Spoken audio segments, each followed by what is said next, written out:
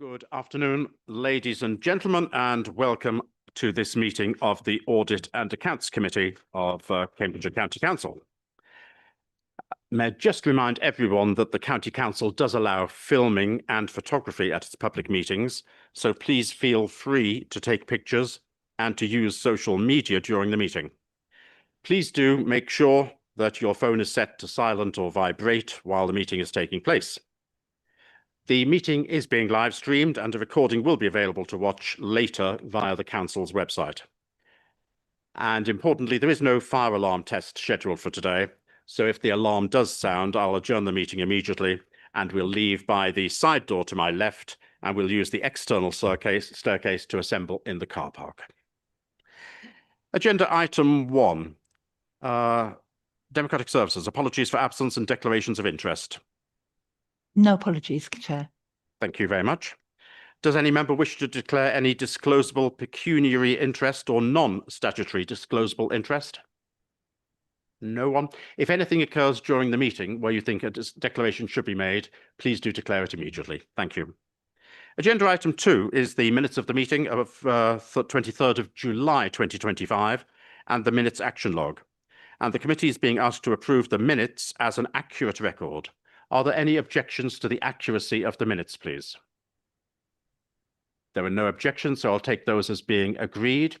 Whilst I have no problem with the accuracy of the minutes because the minutes are meant to be a reflection of what was actually said. I must admit on reading those minutes and then going back to listen to the actual recording, I misspoke twice in the answer to a question where in talking about section 26 inspection rights, I twice made reference to sole accounts when I should have been making reference to group accounts.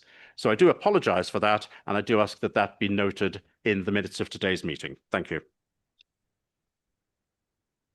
Move on from there to the action log, the minutes action log. Do members have any questions or comments on the minutes action log, please?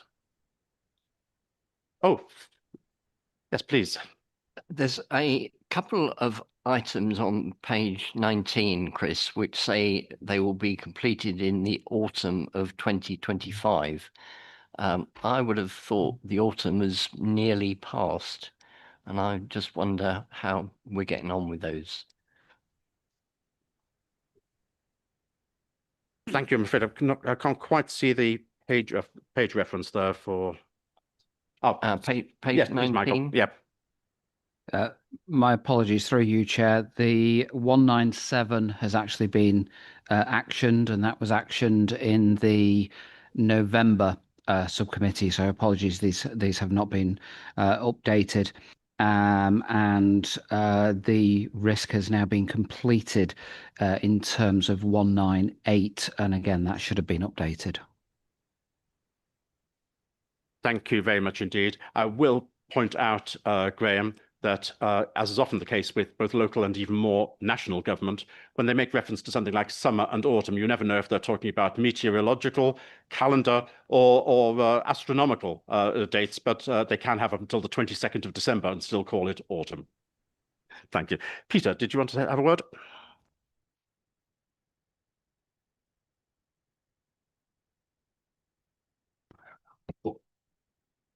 Thank you. Yes, item 24. It maybe we'll come to this later, but the committee requested a copy of the internal audit report following its review of the council's relationship and governance in relation to this land limited. The report will be provided in due course. Do we have any indication what in due course may mean in this case? Mairead, would you care to answer that if you can?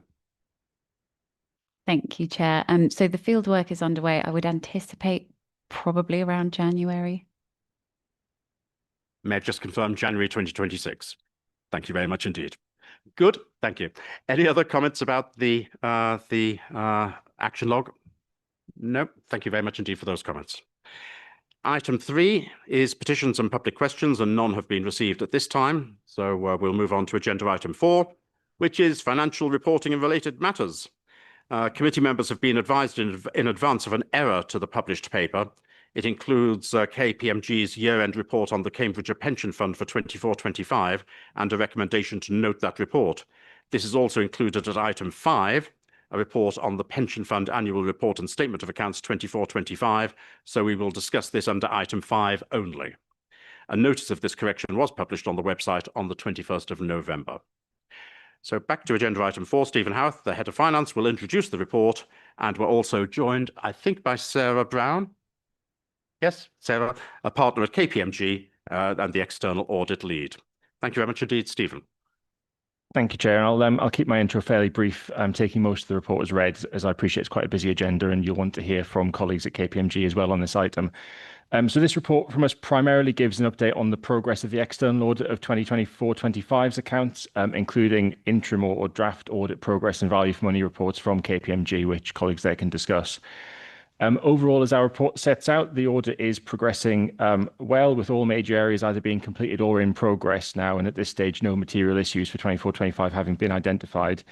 KPMG are challenging in the sense of testing or validating the council's accounting in the key risk areas that were identified in the audit plan set and agreed with this committee before the audit commenced.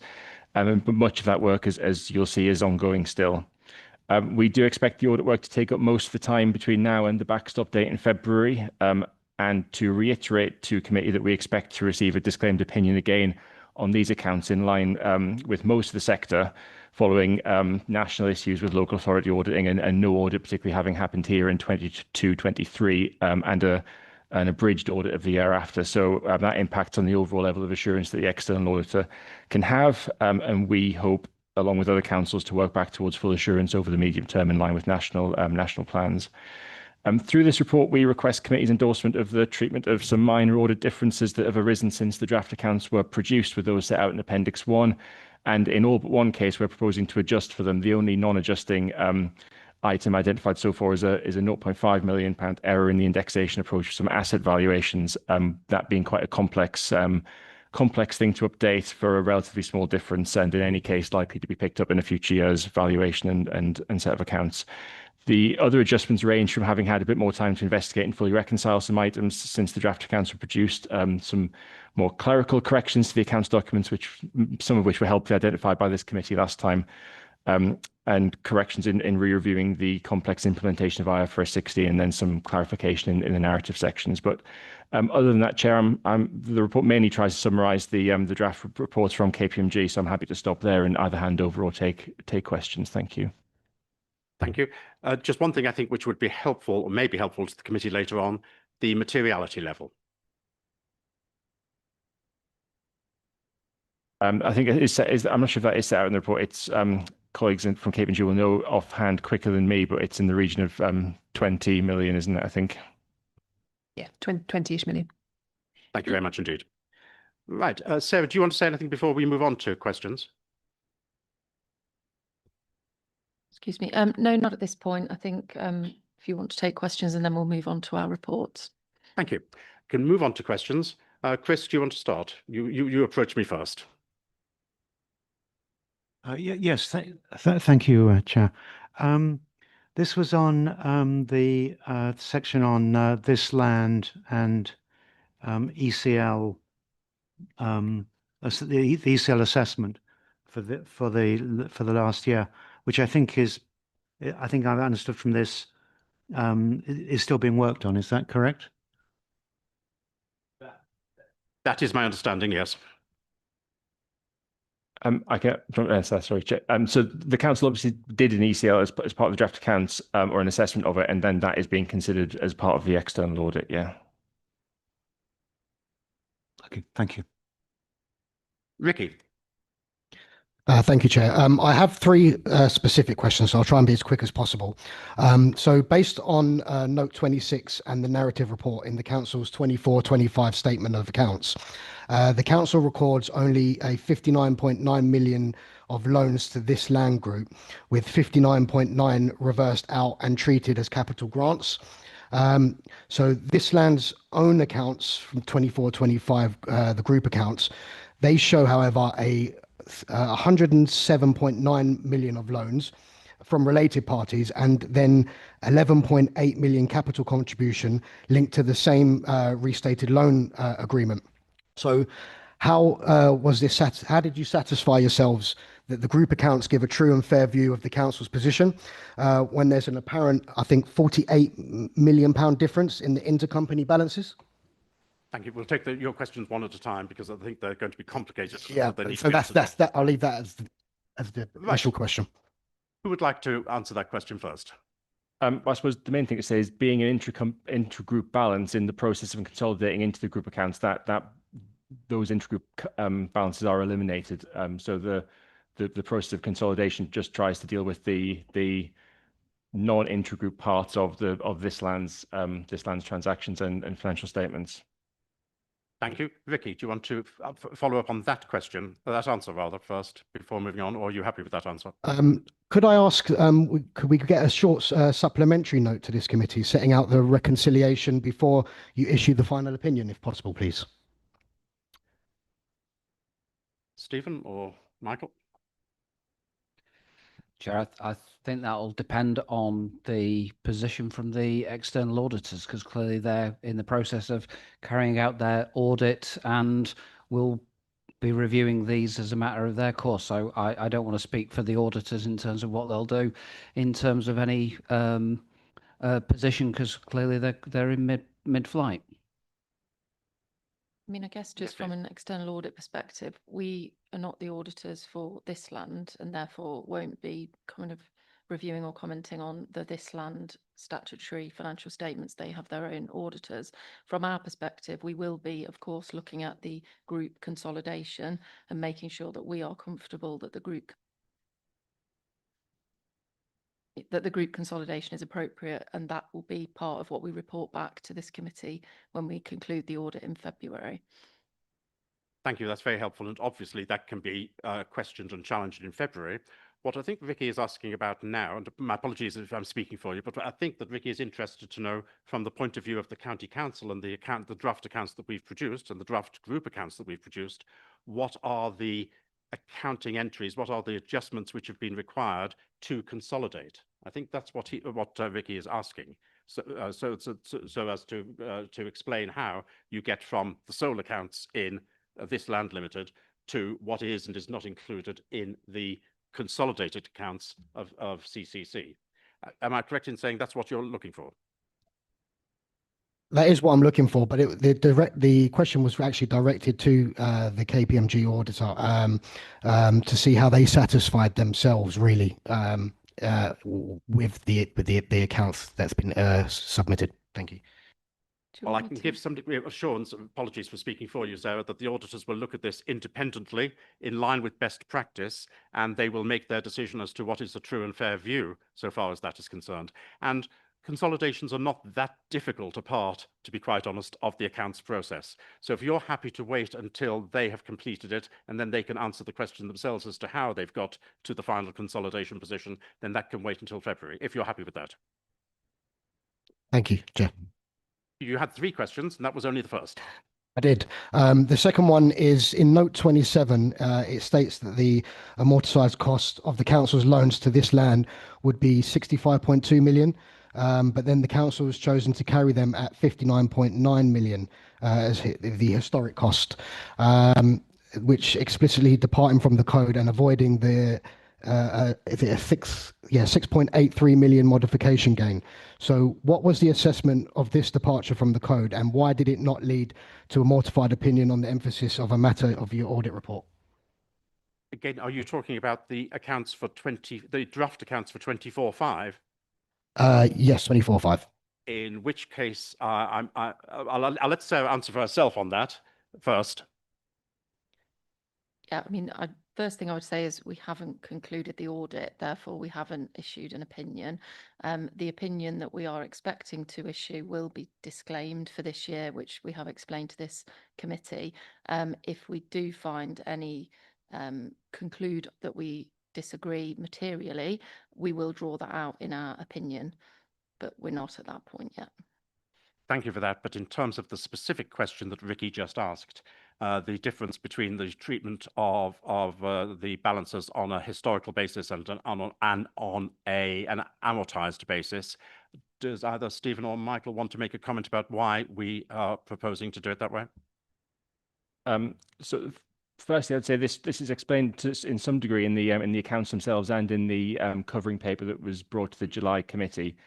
The main reason for proposing to continue to carry out historic costs is that is how it's always been done since the loans were advanced to this land quite a few years ago. Secondly, calculating on an amortized cost basis can be confusing to users of the accounts. It doesn't just reflect the loan value. It takes into account the net present value of cash flows. And thirdly, in the circumstances, reflecting a gain on the modification was thought to be confusing, let me say, to people who would read the accounts. So continue to carry at historic cost, i.e. the loan values, was thought to be, in Michael Hudson's opinion, the best judgment, the best way to proceed. Sarah? I guess just perhaps to clarify, and we will come. Sarah, would you kindly just move the microphone slightly closer to your... Yes, of mouth? course, sorry. When we present our audit findings report, we will kind of summarise this in a bit more detail. I think just to very specifically answer the question, we do agree that it is a departure from the code. The extent to which that would impact on our opinion is whether or not we felt it was material. Thank you. And Michael, do you want to respond or not? You're happy with that? Vicky, are you satisfied at this time with that answer? Yeah, well, I have one question just following on from that.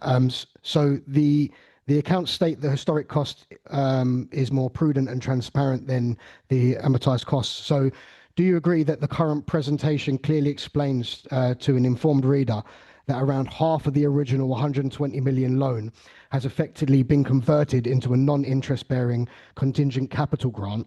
And if so, where is that made explicit? Stephen? I think that's how it's described without having the statement of accounts, having read them before the meeting. I think that's how it's described in the narrative statement at the start of the accounts. Yes. So it will show the long-term debt will show on the balance sheet, and then the grant element flows to the CIES. Thank you for that. I noted that Vicky used an interesting phrase, which was to an informed reader. Would you imagine, Stephen, that an informed reader would need basically to have an accountancy qualification to understand that, or do you think a lay person would necessarily understand that based on reading the accounts? Well, there's probably a spectrum between lay person and qualified accountant. I would say we've tried to go to great ends in the narrative statement to make this as clear as possible to a member of the public, essentially, given the public interest in this matter. Thank you, Vicky. Apologies for asking that supplementary. I thought it was an important point. No, it was. Thank you, Chair. Appreciate it. That's all on this matter at the moment. Thank you. Okay. Any further comments or questions on this agenda item on the financial reporting and relating matters? Yes, please, Lewis. Yes. Yes, I have a question in that front. Why was no expected credit loss provision made in 23-24 despite auditor concerns? Did the council seek an external advice on the IFRS 9 compliance to this land? And what evidence did the officers rely to conclude that no ECL was necessary? Stephen? My recollection, thinking back to 23-24's accounts, I think that there was external assurance ongoing between the council and the company. I think my recollection is that an ECL was looked at and done, but it wasn't thought to be material, and therefore no adjustment was made, is my recollection. Would you care to come back at all on that?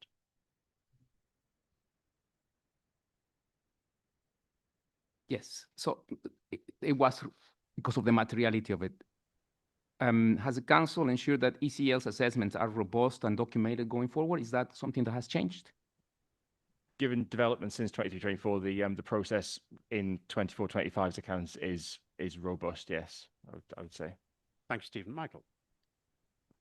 Yeah, I was only going to add that the ECL calculation at that point in time is quite slightly complicated by the timing and the delay in the audit and the developments as to what was happening at that time. And clearly at that point in time, in terms of closing the accounts for 23-24, all this land's payments were up to date, and there was clear work that was ongoing. It was latter into that year that we started to work with the company around the need to revisit that and to therefore take a different view as we've reported in 24-25. It's just that the audit, which normally would have concluded earlier, was running on a backstop kind of period. So when it was flagged up, rightly so by KPMG in the February of almost a year later, yeah, it does look significantly different than when you're closing down a set of accounts a year earlier. So that timing difference, I think, is reflected. One looking back with hindsight, it's easier to see than it was at that critical point in time when we were just doing the work at the close down period with this land. Thank you very much. Are there any other comments or questions on this agenda item? If not, I'd just like to draw members' attention to the adjustments in Appendix 1, which are the adjustments to date, at least in Appendix 1, many of which are disclosure only. And those adjusting items, which are financial adjustments, changing the figures, are all below the level of materiality. And we do have one adjusting, or one potentially adjusting item, which is not being adjusted, which is the £0.5 million, because we're told it's actually going to be too difficult to make that adjustment. The amount of time and effort it would be to do the calculation would not justify the result. I just want to make sure that everyone is happy with everything which is in that Appendix 1. Good. Then we can move to the report recommendations. As mentioned before, we won't be including recommendation E, as this duplicates the recommendation in the next report. And this means that the committee is considering recommendations A to D only. Recommendation A is to note the report, which we duly do. Recommendation B is to endorse the approach proposed to adjustments identified so far, set out in Appendix 1. And I think that none of you had any objection to anything within that. Does anyone object to us noting that report so far? So that approach so far? Nope, good. We're asked to note the audit progress report in Annex A provided by KPMG, which we've done, and to note the draft value for money report Annex B provided by KPMG. So those in favour of no, oh, sorry. Chris, we haven't heard from Sarah yet about their provisional findings, and I wonder whether you were going to do that before you took the vote. If Sarah's willing to state anything about KPMG's provisional findings, I'm more than happy to hear that first. Thank you. Yes, I think we've got two reports here as part of this section. So the first one being our audit progress report, which Emma will run through, and then we'll take some questions, and then I'll pick up the auditor's annual report. Thank you. So just a summary, so the Annex A, which starts on page 31 of the full pack, is the sort of our progress update. So just taking the committee through where we've got to with the audit so far, covering off those key audit areas which we'd pulled out as part of our planning. So the first one, if I just start with that one, which is on page 33 of the pack. So the work around the valuation of land and buildings, so that is relatively well progressed so far. So we've looked at the independence, objectivity and expertise of the valuers. We've looked at the instructions, and we have considered the controls in place around that appointment of the valuation. We've got some work we're still doing around sort of looking at the underlying data and making sure we're happy with those underlying assumptions. So that's in progress, but to date, nothing significant coming out of that work. On the second area, which is around the valuation of investment property, the committee may recall this was an area where we did have some challenges last year, and we did have some differences. We are pretty well progressed in this area and have done the majority of our conversations and challenge with the valuer, as well as doing a lot of the underlying sort of calculation checks, etc. We've got a little bit of accuracy data and tests to continue, and we've got to just make sure we're happy with all of the final disclosures. To date, we have identified a control deficiency, which we will report in our ISA 260, which is similar to what you will have seen in the prior year. And also our current position is that we do have a potential misstatement there of around 3.75 million. So we are just concluding that with management in terms of making sure we are happy with that adjustment and whether that will or will not be posted. So we'll conclude and report back on that in our final report in February. The second the third risk area that we've got is around the management override of controls. So this is where we consider journals and key estimations. So again, we've been able to do some work in this area. We weren't able to do lots of work last year around journals, but this year that is well progressed. And to date, we haven't got any issues to report, but that work is still very much ongoing. The fourth area there is around the valuation of the pensions liability. Again, we are a good way through the majority of our sort of required procedures in that area, with the main thing outstanding being our disclosures. So we haven't got anything to report to the committee to date. So we're satisfied with all of the bits we've looked at so far are reasonable. Then the fifth area, which is, as Stephen's already alluded to there, is quite complex, is around the recoverability of the long-term debtor with this land group. So this is, as we all acknowledge, a very complicated area. And we have been looking quite significantly and challenging the position around ECL. So whether there should be an ECL recognised, and if so, what would that look like? We're also considering quite carefully and challenging the treatment of the change in debt structuring around that, and looking at the capital contribution, capital grant, and understanding how that flows through and how that is disclosed within the account. So that is, as you would expect, a very complex area, which is taking some time to work through. So as we stand today, we've had a lot of discussions and a good level of engagement around these areas, but that is still very much ongoing. So that will be something we will report back fully in February. But I think it's fair to say there has been quite a lot of challenge in that area with management in terms of what has been recognised and how. The next point we've got there is just around the adoption of IFRS 16. So this was the new accounting standard around leasing coming in this year. We've got a few areas still that we need to conclude on this, but to date, nothing to be reported back to the committee. The seventh area is just around the PFI liability. So what we are doing here is looking and challenging the underlying models. So this wasn't something we'd looked at in the previous year. We've used our specialist team to do that. We're expecting those results back imminently, and then we will do some follow-up in terms of making sure we're happy with those underlying models. And I think the last one is just around non-capital expenditure being incorrectly recognised. And again, we've completed the majority of our test in that area and haven't got any findings to date, although there are some areas, particularly around infrastructure assets, which are still ongoing. So I think overall, we have made good progress, certainly more through more work and covering more areas than we had done so to this point in the prior year. So that's real positive. But notwithstanding that, there is still work to be done, and obviously quite a lot of challenge and consideration still to go into around this land debtor. Thank you very much. Would you care to make a comment on the timeliness and sufficiency of the working papers provided to you by CCC's officers? So Harry might be a better place to answer that, but I think as the as an overall assessment of the underlying sort of more standard working papers, we haven't had any significant issues or challenges with those.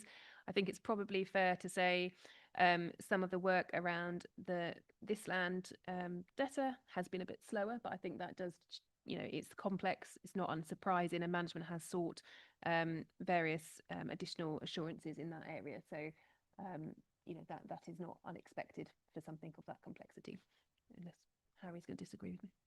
No. Thank you. Any further comments? Yes, please, Peter. Question, if I may.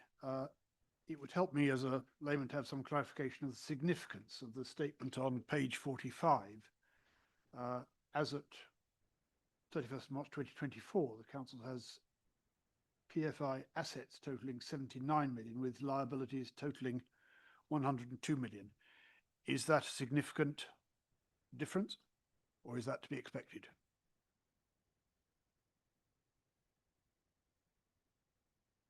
I mean, you'll often have a difference, so it's not significant concern to us at the moment. I mean, so we are still working through that, but that doesn't cause me any concern at the moment. That is not significant then, Chair. And Graham. Thanks, Chris. Can I ask KPMG about progress with the objections that we've had to the accounts and whether these are new objections or simply a repeat of objections which we've had previously? Thank you, Graham. Sarah. Yes, so we received an objection with regard to the 23-24 accounts. That was concluded with the results of our sort of provisional response issued to the council and to the objector. It also went through the PSAA as it is supposed to do. We got some further comments from the objector on that initial provisional response, which we have effectively now concluded our final position, which is now with the PSAA. As soon as the PSAA come back to us, we will be able to issue that in its final form. In relation to 24-25, we have received a separate objection. A number of those matters are similar but slightly different in terms of being more specific to transactions within the 24-25 financial year. We are literally just concluding internally on our initial response to that in terms of what we will accept and what we will not, and we expect to issue that letter literally within the next few days. Thank you, Graham. Good. Yes, please, Ricky. Good. Sorry. Don't apologise. It's perfectly okay on this issue. We do on this particular agenda item. The more challenge and the more questioning, the better. Yeah, just following on, Chair. Thank you. From my previous questions, just a couple of supplementaries now. I note in note 18 of this Land Limited 24-25 consolidated accounts, it states the 59.85 million of loans that was payable to Cambridgeshire County Council. Obviously, they've been converted to a 0% interest loans. And that the remeasurement of these loans has given rise to a gain of 11,847,000, I believe, roughly, recognised as a capital contribution. So I want to understand from an audit perspective, the evidence and rationale that's led us to conclude that recognising only 11.8 million as equity while leaving the 107.9 million of loan principal that's outstanding presents a true and fair view of the effect on the restated loan agreement. So I just want to try and understand that. I'm not quite understanding that. Thank you. Right, really good question. Unfortunately, it's actually about the accounts of this Land Limited rather than about the accounts of CCC or the consolidated group accounts of CCC. However, to the extent that any officer or auditor may wish to comment on that, they're more than welcome to do so, but it won't be answering the question about this Land Limited's accounts. Does anyone wish to make a comment on that? Michael. Chair, I will, just to reiterate exactly what you've just said there. I think Councillor Ioannidis' first question, going back to the previous item, is very similar to this question, and I think therefore we've answered it in this respect that it's still going through the audit, and I think Sarah answered that in terms of the external audit of this land. So I think we've actually addressed it. I would also point out that this is the item on the KPMG's report, which does address that it is still working through these matters as opposed to being here to audit this land's accounts. Thank you. I think it might be worth emphasising, Ricky, that auditors of group accounts don't just accept at face value the accounts by subsidiary companies by other auditors. They are subject to challenge as well. So it's not as straightforward as saying this Land Limited's accounts say that, therefore that is what has to be incorporated as it is within the consolidated accounts. Ricky, do you want to say? Yeah, thank you, Chair. But CCC's accounts, they treat the 59.9 million as capital grants and removes them from the loan balance altogether. So how do you consider the consistency of this Land Limited's treatment with that of its 100% shareholder? And were any reconciliation adjustments proposed or discussed in management? Given that this is exactly the area which is being looked at by the auditors at the moment, I'm not sure that this meeting is the one at which that question is going to be answered. Officers may care to make a comment, or we may want to wait until the auditors reach their conclusion, and then that exact question, or something similar, depending upon the result that the auditors come up with, may be able to be answered, but whilst they're in the middle of doing their work, I think it makes it a little bit difficult for an answer to be given. Having said that, if any officer or auditor wishes to make a comment on that question, I'd be more than happy for them to do so. I mean, I think again, just to reiterate, it's inappropriate for us to comment on this Land Limited's accounts. We're not their auditors. We will make sure that as part of our audit, the consolidated position in the county council's accounts is materially correct.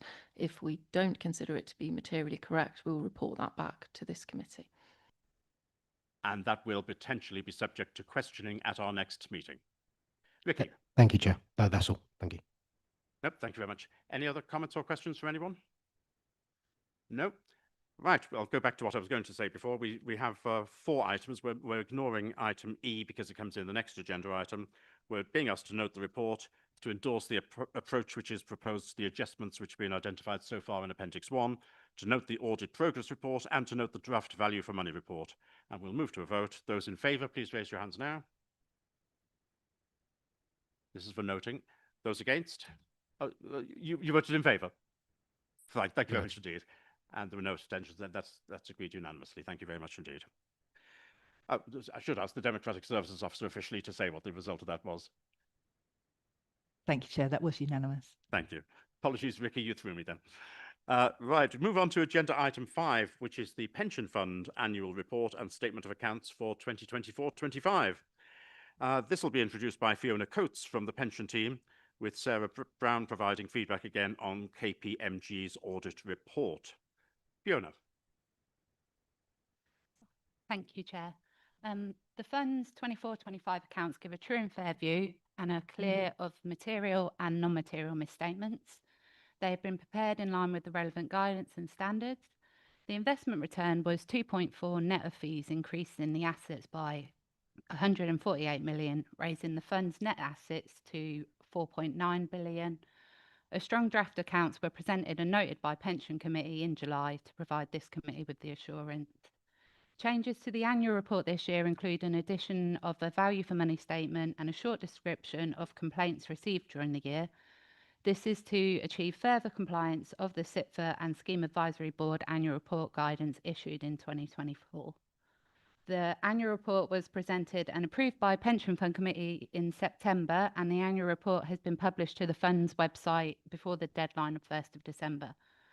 Unless there are any questions on the annual report and statement of accounts, I'll hand over to Sarah to discuss the audit findings. Thank you. We'll move to Sarah first, and then we'll see if there are any questions. Sarah. Thank you. So we have brought to this committee the pension fund audit findings report, which you'll note doesn't identify any significant issues that we need to bring to the attention of this committee. What I would say is this report is also going to Pension Committee, where the manager from the pension fund will also be in attendance, and therefore I would suggest that if there's any kind of detailed scrutiny required and questions, we can pick that up at the Pensions Committee, but I will of course be happy to take any questions. Thank you very much. Any questions from members? Ricky. Thank you, Chair. Can we confirm that all adjusted misstatements are detailed in this report and that none of them individually or collectively threaten the true and fair opinion? Yes, I can confirm that the audit is still ongoing. It's very close to completion, and therefore we're not necessarily expecting any further adjustments, but just to make it clear that it hasn't fully concluded. The adjustments that are noted on page 20 of this report have all been corrected, and therefore we're comfortable that there is no material impact at all on the accounts, and there are no other adjustments that we've identified that aren't in this report that require bringing to the attention of this committee. Thank you, sir. Ricky? Yeah, could you also confirm that management will then track these items and ensure they're not reoccurring then in future? Thank you. Yeah, I mean, I suppose I guess it's for management to track rather than us as auditors. We will absolutely follow up on the recommendations that have been made through the ordinary course of our work. Thank you. Ricky? I just have a couple more. What is the approximate proportion of the fund now held in level 3 illiquid assets, and how are we challenging the managers on evaluation methodology and risk in the stressed markets? Sarah, So apologies, I don't have. you may be looking for page 11 of your report. Mhm.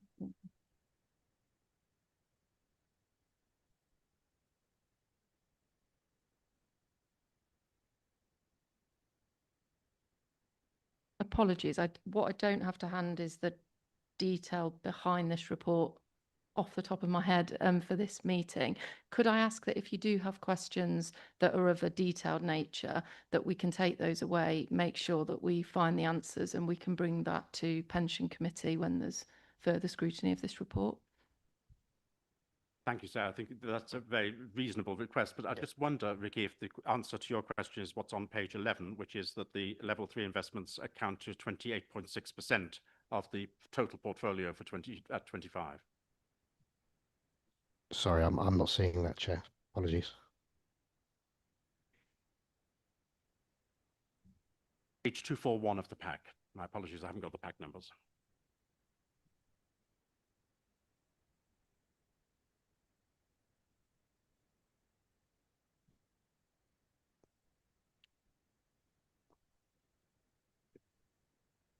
Two four one, you said, Chair. Potential pack. I think it might be page 91 of the main pack, if that's helpful. If That's it's maybe where I was going wrong. Oh, okay. Yeah, that's fine. I mean, I'm happy to welcome the recommendation. That's fine. We can bring that back. But moving on, does the new value for money section make any specific comment on the cost versus the performance of illiquid or alternate investments? And are they being embedded into any future strategy? Do you know that off the top? If not, that's fine. I can welcome that to be brought back at another time as well. If we could bring that Yeah, to the that's fine. Pension Committee, Thank thank you. you. Certainly, Sarah. Thank you very much indeed. Mohammed. Hi there. It might be questions to take away again. It wasn't actually on page 11 around the level 3 investments. It looked like we were taking more of a cautious approach compared to what we did last year in terms of the methodology in rating them. So just wanted to understand why that was, and two, does that impact kind of comparability with prior year numbers on that? Thank you, Mohammed. Sarah. No, so I mean, I think with any investments of that have any level of estimate or judgment or subjectivity within them, we always look within a range because we are aware that clearly assumptions will change, estimates will change. It's never going to be a factual point in time position, and therefore it is quite common, particularly within pension fund and pension scheme audits, that there will be kind of movement within a range. This is not something we are concerned about. We are bringing to the attention that is slightly on the cautious side in terms of the range that we have used, but it is absolutely within a material range that we are comfortable with. Therefore, it doesn't impact on our opinion, and it doesn't necessarily mean that it's not consistent with the prior year. It's simply because there is reliance being placed on estimates. Thank you, Sarah. Mohammed. Perfect. No, that makes sense to me. I had one other separate question. Just in the detail, there was reference to kind of fund performance, and it mentioned so it's a 2.5% performance against the benchmark average over the last year. And I think there was a reference to another year as well, but it kind of mentioned that we should be tracking this over kind of a 5-year medium to long-term period. But what I couldn't see was a clear indicator, which basically said fund performance over 5 years was X% compared to a weighted average over that period was X%, just to really give me that crystal picture of how we're performing against the strategy. Thank you, Sarah. And just to be clear, is that something that you would expect to see in our report or in the disclosures within the financial statements of the pension fund? I don't know, to be honest. It could be either. So it's just a way of an informed reader. Where would that be helpful information? Yeah. So yeah. So on page 174, in the annual report, we have a section that says about the fund's return over the previous year the last 3 years, last 5 years as well. Okay, fine. So maybe something I've missed. I'll take a look. Thank you, Fiona. Any other questions for anyone? Oh, Graham first. Every year we identify that the valuation of the Cambridge and Counties Bank is a high priority for us. I just wonder, what return are we getting on this? Is it really worthwhile continuing to keep it? This is probably a question for the pension fund rather than for the auditors, although Michael looks like he's going to answer that. Thank you for that question, Graham. And you preempted the question I was going to have at the end. And what I've been really pleased about in this agenda item is that most of the questions have been about the level 3 investments, which is where there is the greatest uncertainty maybe, and where it's slightly less usual. And it's particularly unusual that a county council pension fund should have a bank within it. And my question was going to be about the extent to which auditors continue to be relaxed about the fact that we have such an unusual item within our level 3 investments. So maybe first of all, if Graham's question can be answered about the return that we're getting on the bank, and maybe that is better from you, Michael, or Fiona. Jerry, I was going to answer the second part of that in terms of elements of return.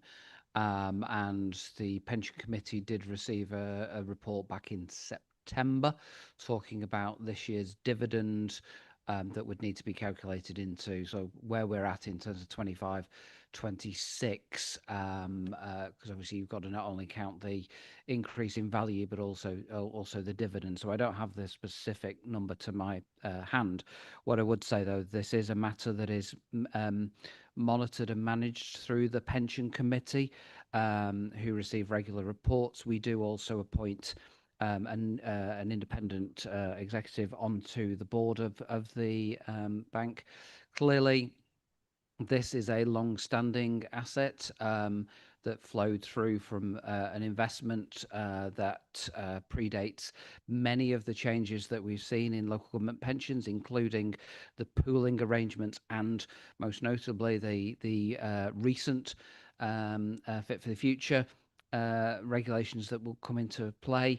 But clearly we still continue to hold this asset and continue to review it through the pension committee, and will continue to do so there. But obviously reporting through here as the accounts and audit committee, as the pension fund sits within that account. Thank you, Fiona. I do have the figure. Can I share it? 10 million, and it was paid today. Interesting. Would you care to comment on that, Sarah, or comment on my other question about how relaxed you are about such an investment being within the portfolio at all? Yeah, I mean, I guess as auditors, it's not necessarily for us to comment on what the council chooses to invest in terms of the pension fund, unless we had obviously serious concerns that either the valuation of this or that the dividends expected weren't being paid, which is something that we might consider as part of our value for money. In terms of the work that we do over this investment itself is very thorough. So just to give some assurance to the committee that we do use independent specialists, both from an actuarial perspective, but also from our corporate finance team, to make sure that some of the key sensitive assumptions that are used in deriving the valuation by Grant Thornton are considered to be appropriate, as well as reviewing and assessing the valuation that is produced by Grant Thornton and challenging the assumptions that are used. We also undertake our own model effectively. So we perform our own procedures, come up with our own valuation, then compare that to what has been produced by Grant Thornton. And that's why on page 12, page 92 of your pack, we note that the pension fund's position we consider to actually be quite cautious, because it's at the lower end of the range that we've identified ourselves. So we are comfortable and satisfied that the approach that's taken is appropriate, and if anything at the cautious end of evaluation that we would expect to see, and we haven't identified any particular concerns in terms of the return on investment. Thank you. Graham, you happy? Thank you. Lewis. That's actually a very good return, I would have thought, 10% or more, but that's good. Thank you, Chair. Following on the same interest on the level 3 investments, do we have any contingency plans in case of market volatility that will impact this? Any comment? Michael? Goes through you, Chair. Obviously, we hold these investments as long-term investments. So we have a diversified portfolio. We report that to the committee. The committee sets the investment strategy, and be it 2008 or anything else, we hold these in more than an economic shock or short-term position. So that's something that we deal with over the course of time, and one looks at it in that sense. Satisfied, Luke? Yes, Chair, thanks. Good. I think an important point to make is that it's not immaterial to look at post-balance sheet events, particularly post-balance sheet events in the market on investments like this. In this particular year, I don't think we've got as much to worry about as maybe in some other years. I don't know if you care to make a comment on that, Michael or Sarah.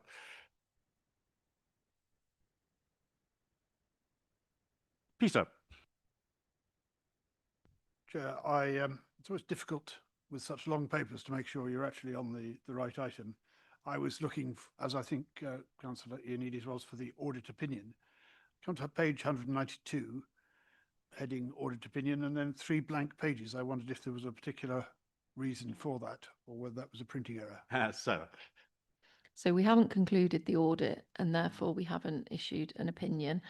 What we will do is all of the reports that have come to this committee are in draft form. When we provide the final versions at the point that we are able to sign the opinion, that will be provided.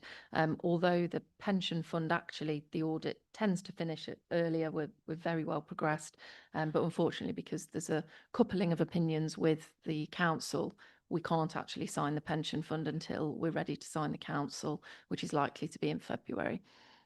Thank you, Peter. Right, thank you. Any other comments from anyone? No. Well, we are being asked to approve. It does say the final statement of accounts. I take it that that is correct? Yes, sir.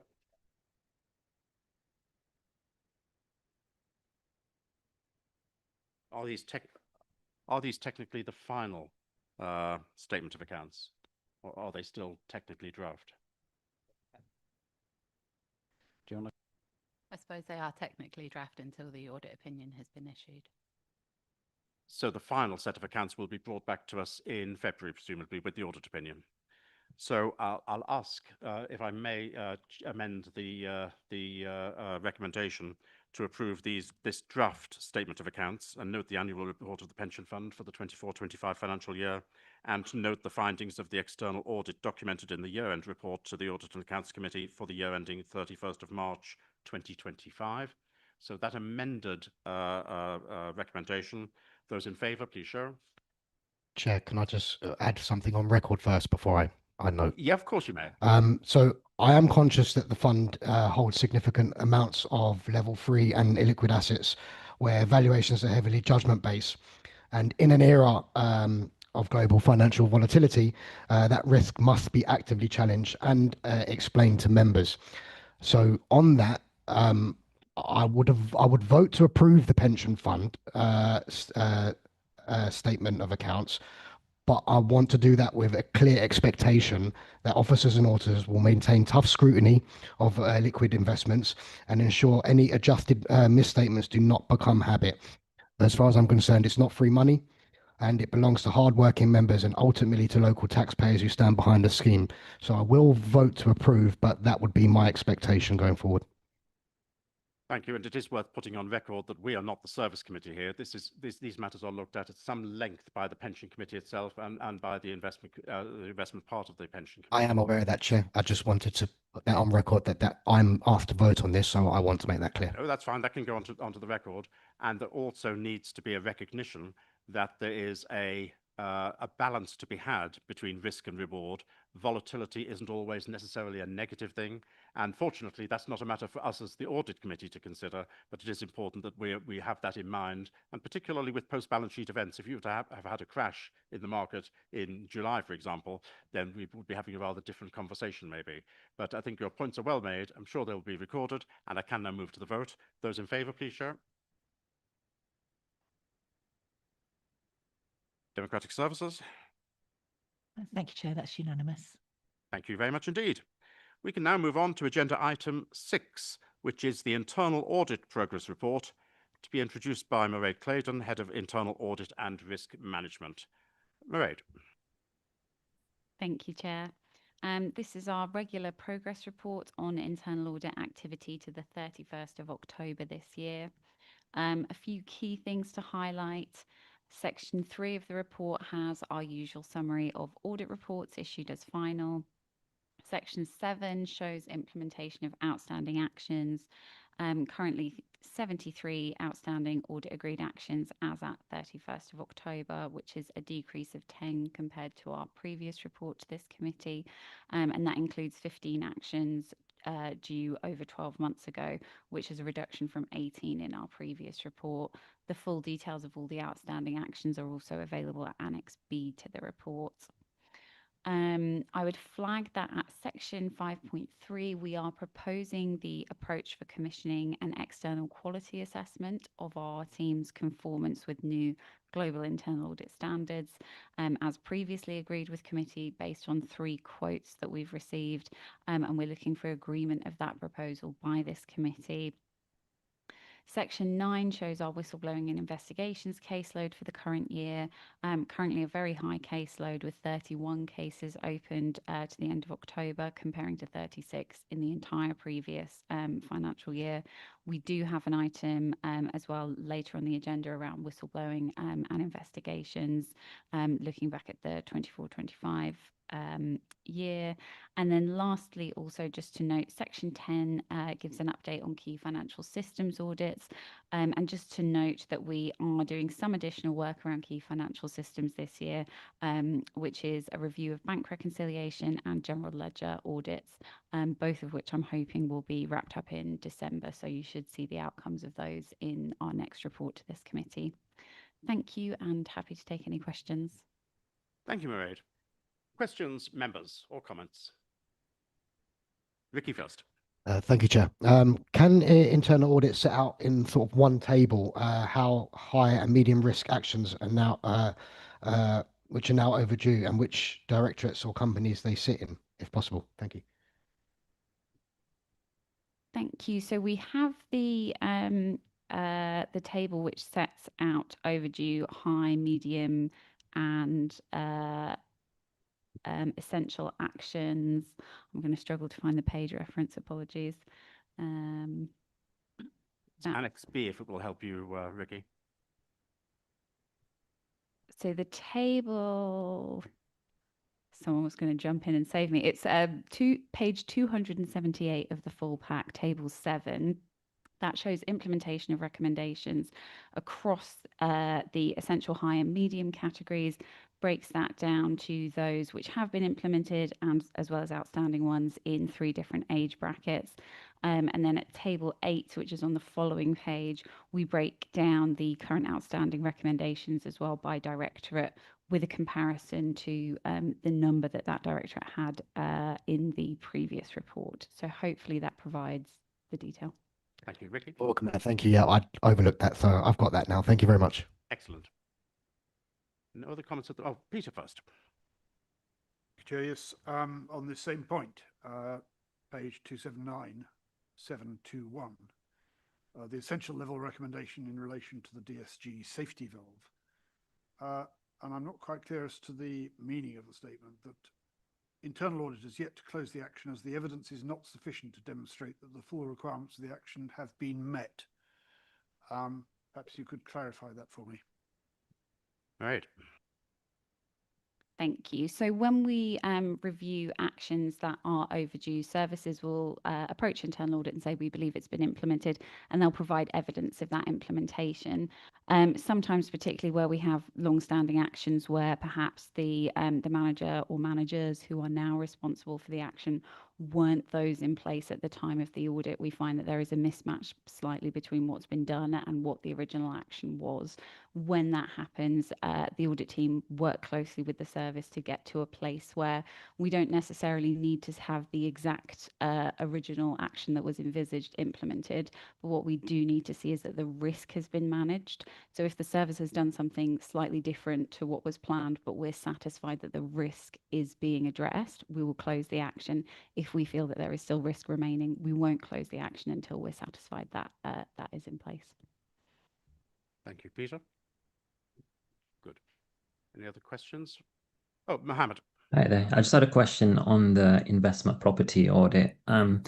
On the face of it, the controls look quite poor in the sense that there's one single KRI that's been used. There's things like IRR and return on investment, which haven't been updated for a number of years in terms of the assumptions in there, given changes in income, property value, and base rates. It was just a question to understand, like, what's the root cause for that? Is it lack of understanding of roles, responsibilities, lack of kind of training? Just it seems quite significant not to kind of really to have a drains up on some of the investment property values, given it's sort of 150 million. Thank you, Mairead. Thank you. I would say that the investment properties that we've looked at were a sample of, I think, 5 separate properties. The council entered into those investments some years ago and subsequently determined that it was not going to enter into further investments.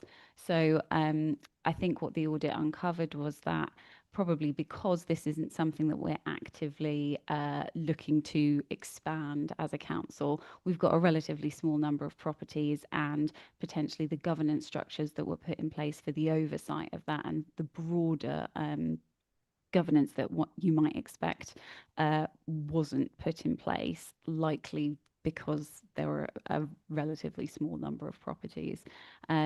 So I think the actions that have been agreed will address that and make sure that there is just that greater level of oversight of the performance of that portfolio. Thank you, Mairead. Michael. And just to confirm, Chair, those actions have already started to be being implemented. So the Asset and Procurement Committee that met last week, I think it was, or the week before, started to see improved reporting, and we'll get all of the actions implemented, and we'll see that reporting in the March committee. Thank you, Mohammed. Perfect. Thank you. Good. Graham. I'm pleased to see, Chair, that the internal audit team is now fully staffed, which is excellent. And I'm also pleased to see that we're doing an external quality assessment of the team rather than a peer review. I just think that that has more benefits for the authority, and it'll be interesting to see how that goes. Thank you. Thank you, Mairead. Would you care to comment on that? I would just comment to say I absolutely agree, very pleased, and looking forward to the external review. Thank you. Ricky. Thank you, Chair. I just have one more question. We've requested an internal audit review for the council's relationship and governance with this land. So can we get confirmation of the agreed scope, when the field work will be completed, and also when the committee will receive the final report? Mairead, could you answer that, please? Yep, I'm happy to circulate the terms of reference as an action following on from this committee. And as I mentioned earlier, I'm expecting that will probably be concluded in January. Sometimes things may slip if it takes us a while to nail down kind of the final details of agreed actions, but that's roughly when I'd be expecting it to be complete. Thank you. Ricky. Thank you, Chair. No, it's only because obviously in the wake of KPMG's value for money concerns and the figure of the capital grant conversion, I think that review's now critical. So I think if we can get that as soon as possible, on my part, that'd be much appreciated. Thank you. I think it will mean that all of us will be better informed when we have our next meeting of the Audit and Accounts Committee. Thank you. Are there any other comments from members or questions? Graham. I'm not sure whether we cover it now or later under whistleblowing, but there's reference to various cases where the county council has lost money to fraudsters. And I just wonder whether we should hear more about that now or later. Since we do have a very specific agenda item covering that, could we wait until that point? Thank you. One question which I've got, Mairead, I noted that on the DSG safety valve review, that whilst the service reported the action had been completed, the internal audit wasn't satisfied and that it didn't yet fully meet the requirements of the recommendation. The amounts involved can be very large indeed as far as this is concerned. What surprises me a little bit, and I'd just like some comment from you, is that it is still being shown under risk level as E, essential. Are you saying that we still have that level of risk outstanding? It's not just that it started off being essential and now is being reduced, but it is still that level of risk. Thank you, Chair. Yes, I would say the level of risk there hasn't reduced, and it reflects some of the elements around the safety valve issues that are highlighted in external audits report to this committee as well. The action is around long-term planning to reduce the ongoing accrual of deficits in the dedicated schools grant area. Some of which, yes, please, Chief Executive. Chair, I just thought, given we're touching on this, and whilst it's not a result of Mairead's work, it's worth referencing some of the statements made by the Chancellor earlier this week in respect of dedicated schools grant and high needs deficit.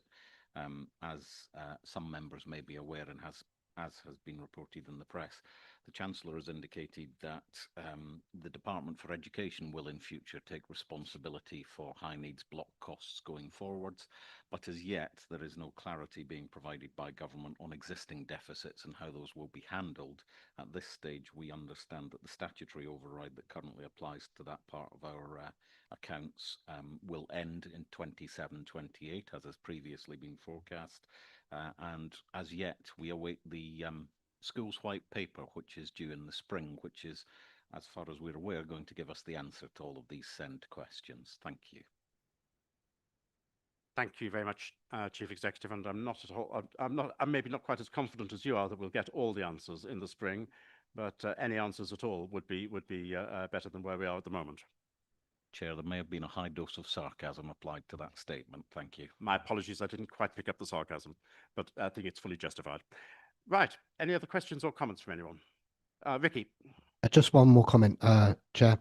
I mean, I welcome the report, and in principle, I will support and note the report, but I would expect a firmer line on the overdue risks, especially with this land governance review. As previously stated, I think it's critical, so I will expect a firmer line on that, but I will support it in general. Thank you very much indeed. That's really helpful. Right, so we're being asked to note the content of the report and to review and approve the proposals for the external quality assessment of conformance with global internal audit standards in the UK public sector, as set out in section 5.3 of the report. We'll move to a vote. Those in favour, please show. Democratic Services? That's unanimous, Chair. Thank you very much indeed. We'll move on to agenda item 7, which is this committee's draft annual report to Council on its work during 24-25. And it's worth, of course, noting that Graham was the chair of this committee during that period. Mairead. Thank you, Chair. So as part of the role of this committee, the Audit and Accounts Committee provides an annual report to full Council outlining the work of the committee over the previous financial year. As that report goes to full Council in December, it also covers the current financial year to date, and that's just to ensure that the information is current and relevant at the point that it's being discussed at full Council. The document in front of you is the draft of this annual report, and it's been drafted in conjunction with key officers who attend this committee, records of committee meetings, and the input of the chair and vice chair. However, the key point is the report should reflect the input of this committee as a whole, and therefore we share the draft for the committee's review for any amendments, comments, or changes before it's presented to full Council, which will be on the 16th of December. Thank you. Thank you very much indeed, Mairead.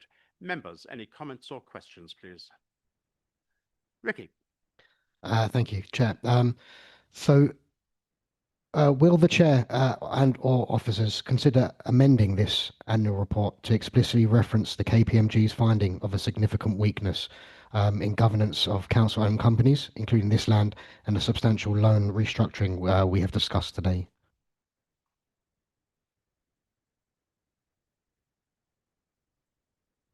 I'm not sure that that's exactly what KPMG has said. Have I misunderstood? I think what Councillor is referring to is in our auditor's annual report, which we didn't go through in detail, but would be happy to go back and take any questions. We have identified a number of significant risks and weaknesses with regard to our work over value for money, specifically around DSG, which internal audit have just referred to, but I also take on board the Chief Executive's comments that the landscape has changed just this week, and also we've made reference to this land, some of the financial pressures associated with that, but yeah, we can go back and take any questions. Obviously, it's not for me to comment on whether that should be reflected in the report. Mairead, comment please. Thank you. So I would note that at section 4.2.10 of the report, it does flag in some detail the weaknesses that were identified by KPMG in their review of the 2023-24 accounts. So that does include noting that risk management processes around dedicated schools grant and governance arrangements for council-owned companies were areas of weakness that were flagged by KPMG in that year.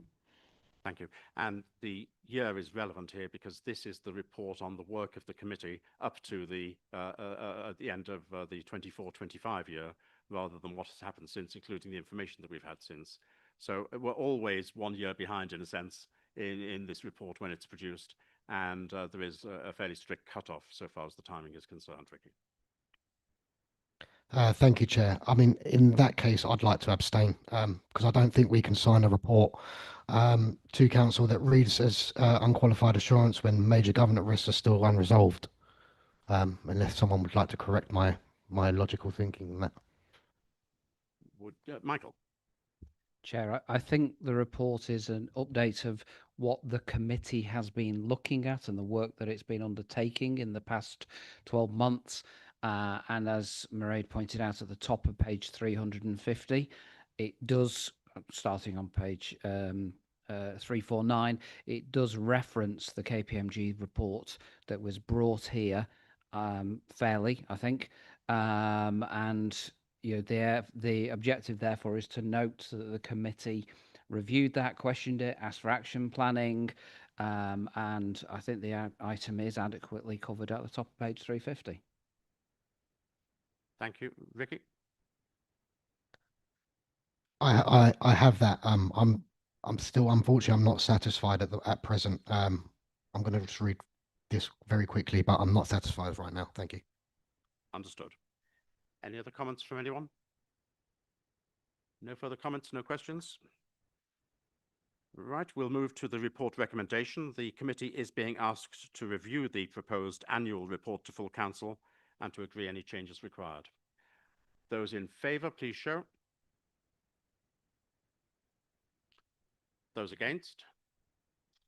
And abstaining? Democratic Services? Thank you, Chair. That's carried by a majority. Thank you. We can move on now to item 8, which is the latest iteration of an Executive Director's Assurance Report, this one for Adults, Health and Commissioning, and this will be introduced by Patrick Warren-Higgs, who's the Executive Director for Adults, Health and Commissioning. Patrick. Thank you, Chair. Good afternoon, committee. So the report in front of you provides assurance that the robust internal controls and governance arrangements are in place and operating effectively within the Adults Health and Commissioning Directorate. Some key points I'd like to highlight before opening up for questions.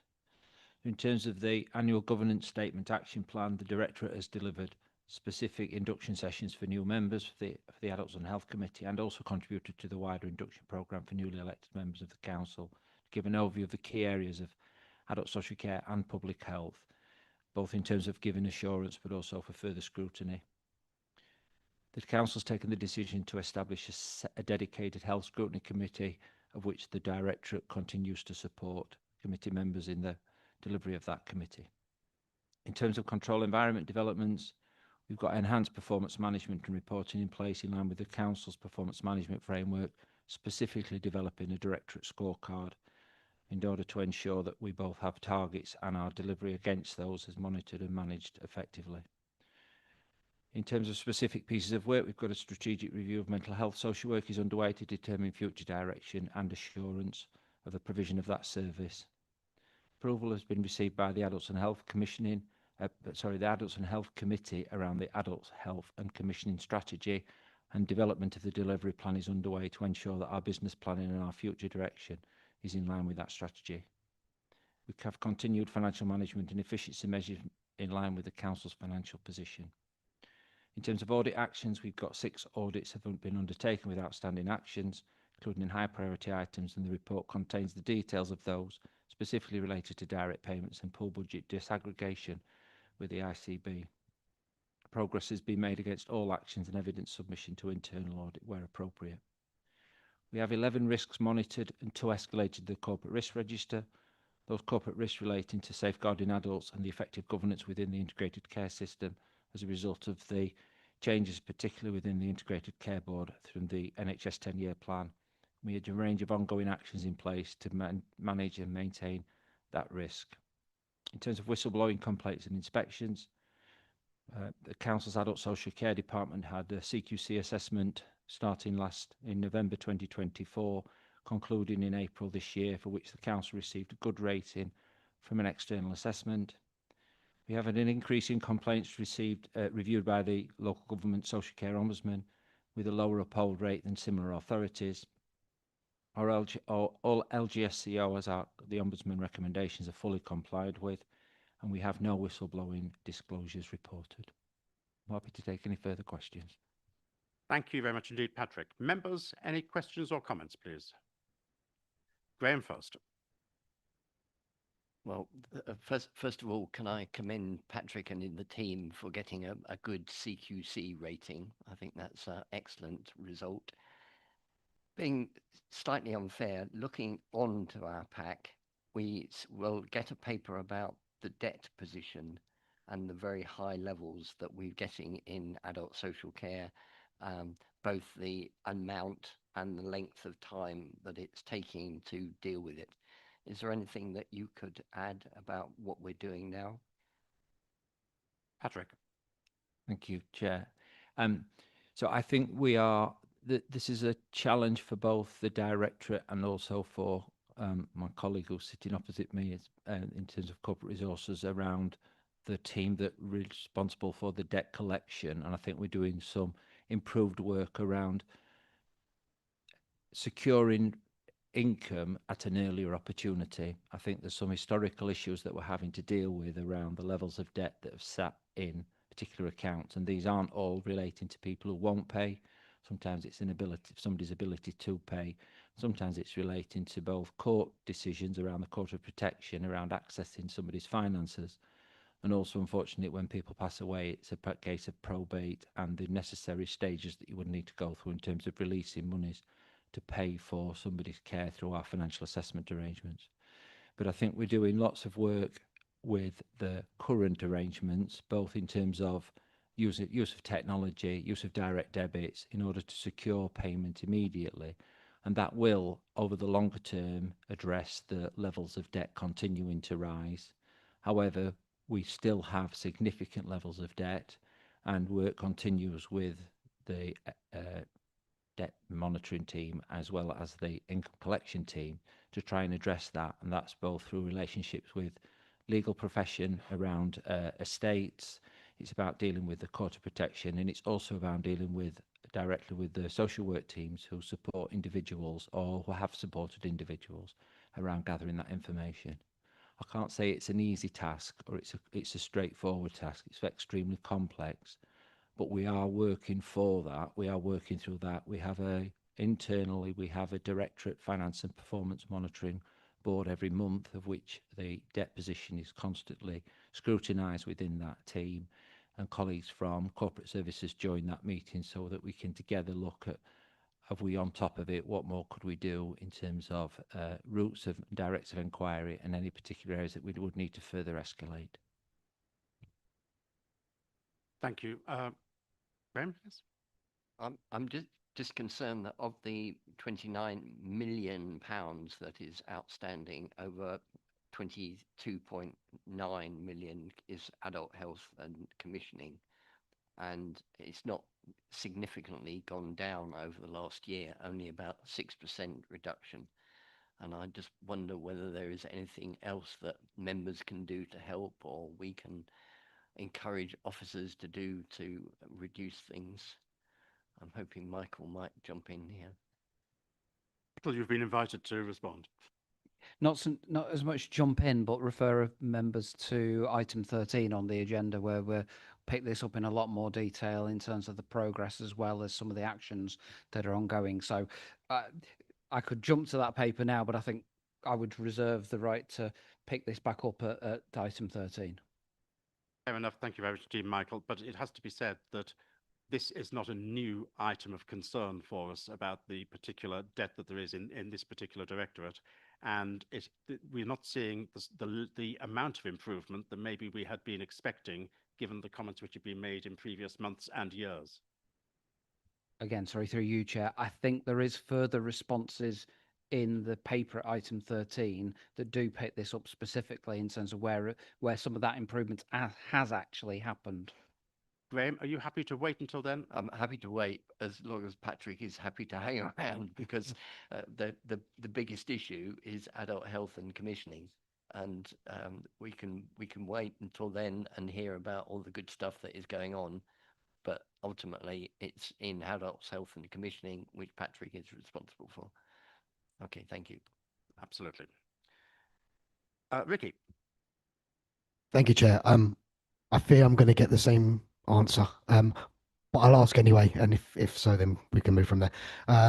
So I welcome the improved assurance format with the Directorate Risk Register now visible. That's exactly the kind of transparency I think this committee has pushed for.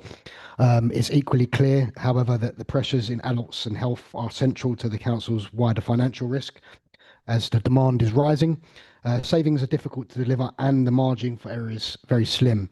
So the question will be is, how are we ensuring that any additional cost pressures here are not simply passed on to the council taxpayers through higher debt or higher charges, or disguised via some complex instruments? Thank you. Patrick. So I suppose in terms of the second question around passing it on to debts, it's about the assessments, it's about the cost of the care that we make sure we provide, and we do that through effective commissioning, working with the market, and making sure that the packages of care that we are procuring, which is where most of our money is spent, is to provide support, care and support for the most vulnerable adults in the county.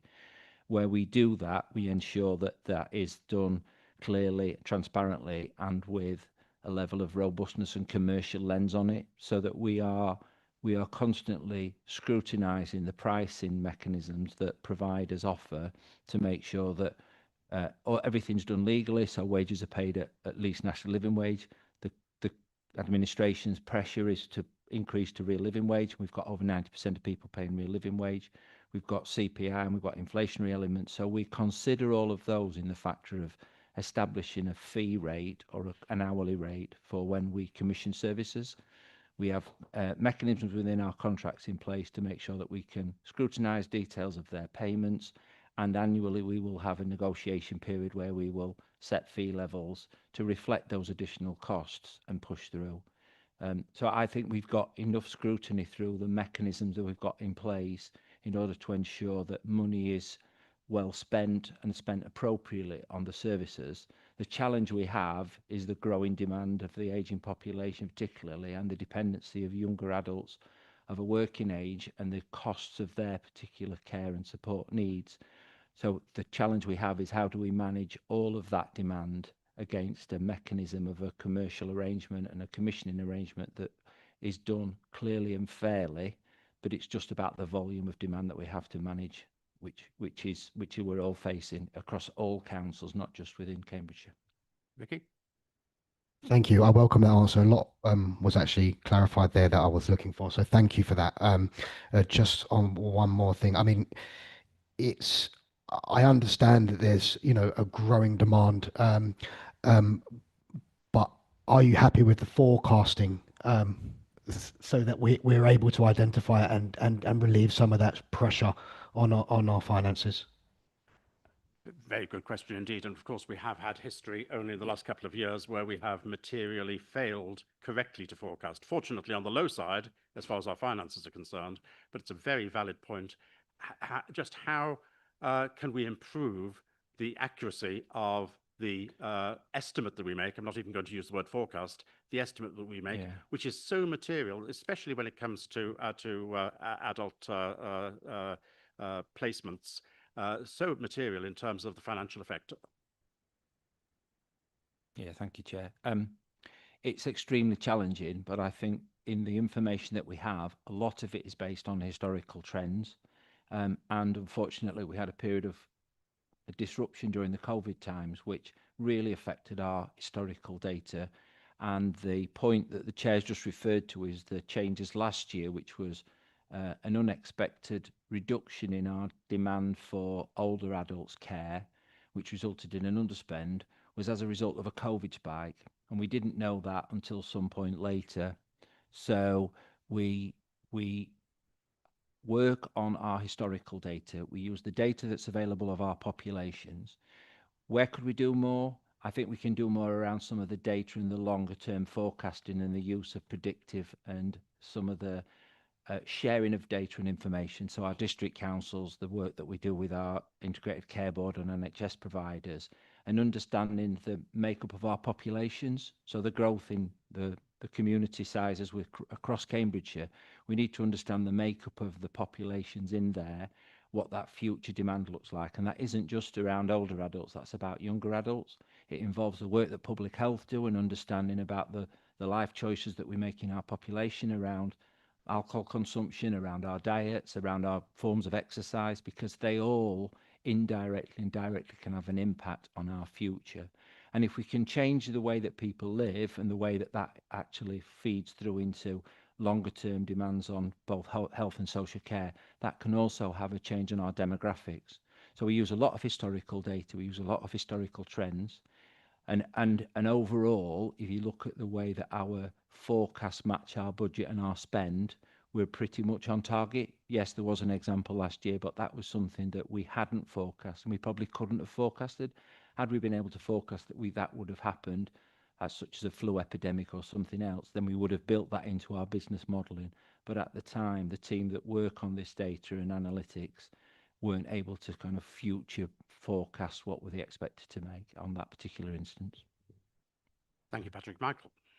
Chair, if I may just come back in on that point then, and recognising that we have the chair and the vice chair of the relevant committee here at this meeting, I would flag that the projections and the data that's used in the projections is shared with the January Adults and Health Committee in some detail, and clearly members are able to at that point question and challenge, and it's something that I do go through with Patrick and with his senior finance support staff as well, in terms of being able to give my section 25 statement in terms of why I view that the budget is robust, as Patrick identified there and as the chair had alluded to.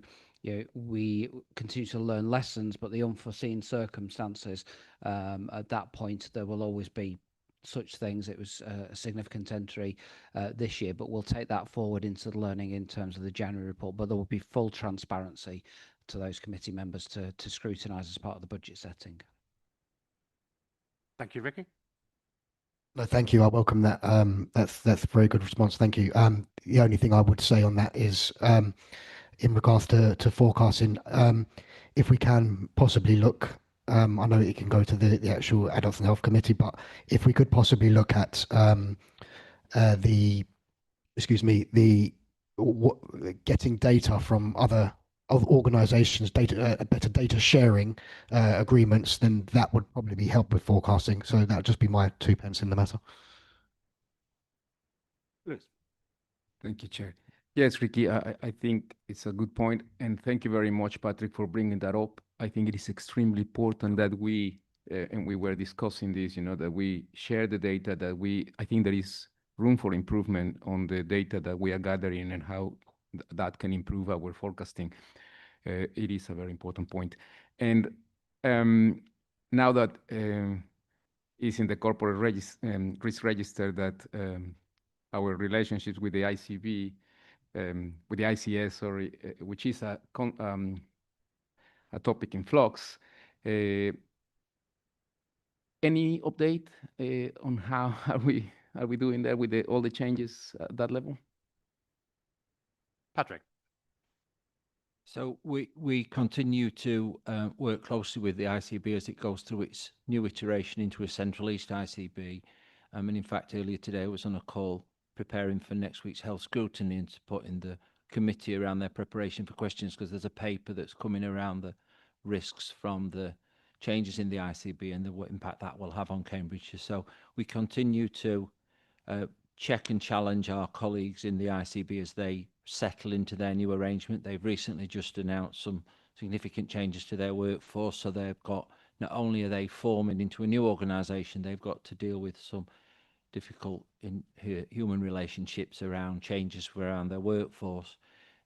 We're hopeful that we can get through that, but those concerns continue to exist because we haven't, I don't feel, had the assurances in order to change the risk level from its current rating, and hence why it's on the corporate risk. Because whilst they're positive around the future and the work that they want to do with the council and with our voluntary sector partners and other partners within the ICS, looking at changes within, particularly at a neighbourhood level and a local level around the development and improvements in those areas, there are still unclear aspects of it that I think we need assurance from before we could say that that risk has reduced.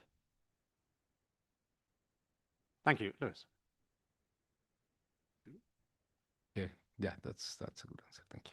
Yeah, but it's obviously extremely worrying that risk has now gone onto the corporate risk register, and the level of potential impact it may have upon us. And I am not sure how much we are able to do beyond what we're currently doing. But I'd very much welcome any comments you might make, Patrick, about how we can manage to help ameliorate the risk that we have here. Chief Executive. Chair, thank you.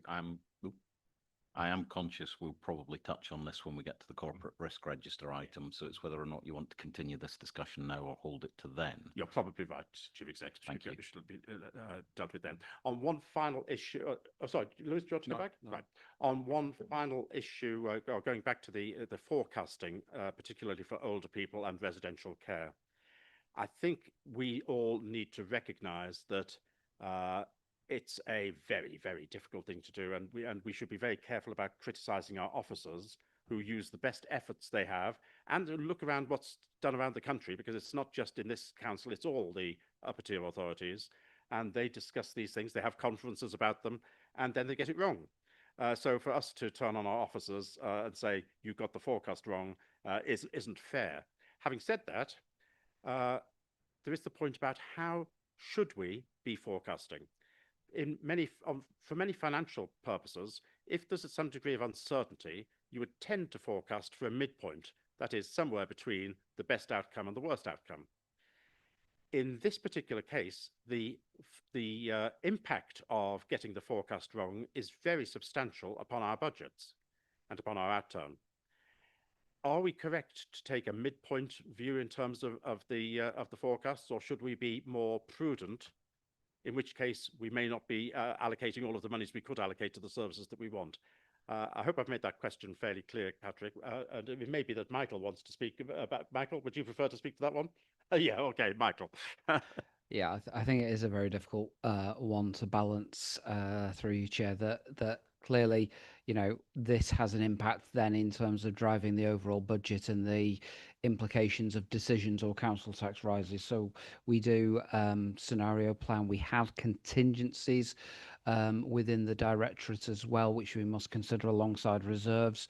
And I think that looking back with hindsight, the specific issue related to this year that caused that difference around the position with the ICB is quite unique. If we track back, even in the post-pandemic uncertainty, we have not been significantly that far off the forecasts in terms of that position. And again, you've got to break that down across older people, learning disabilities, mental health as well, and reflect the differences there.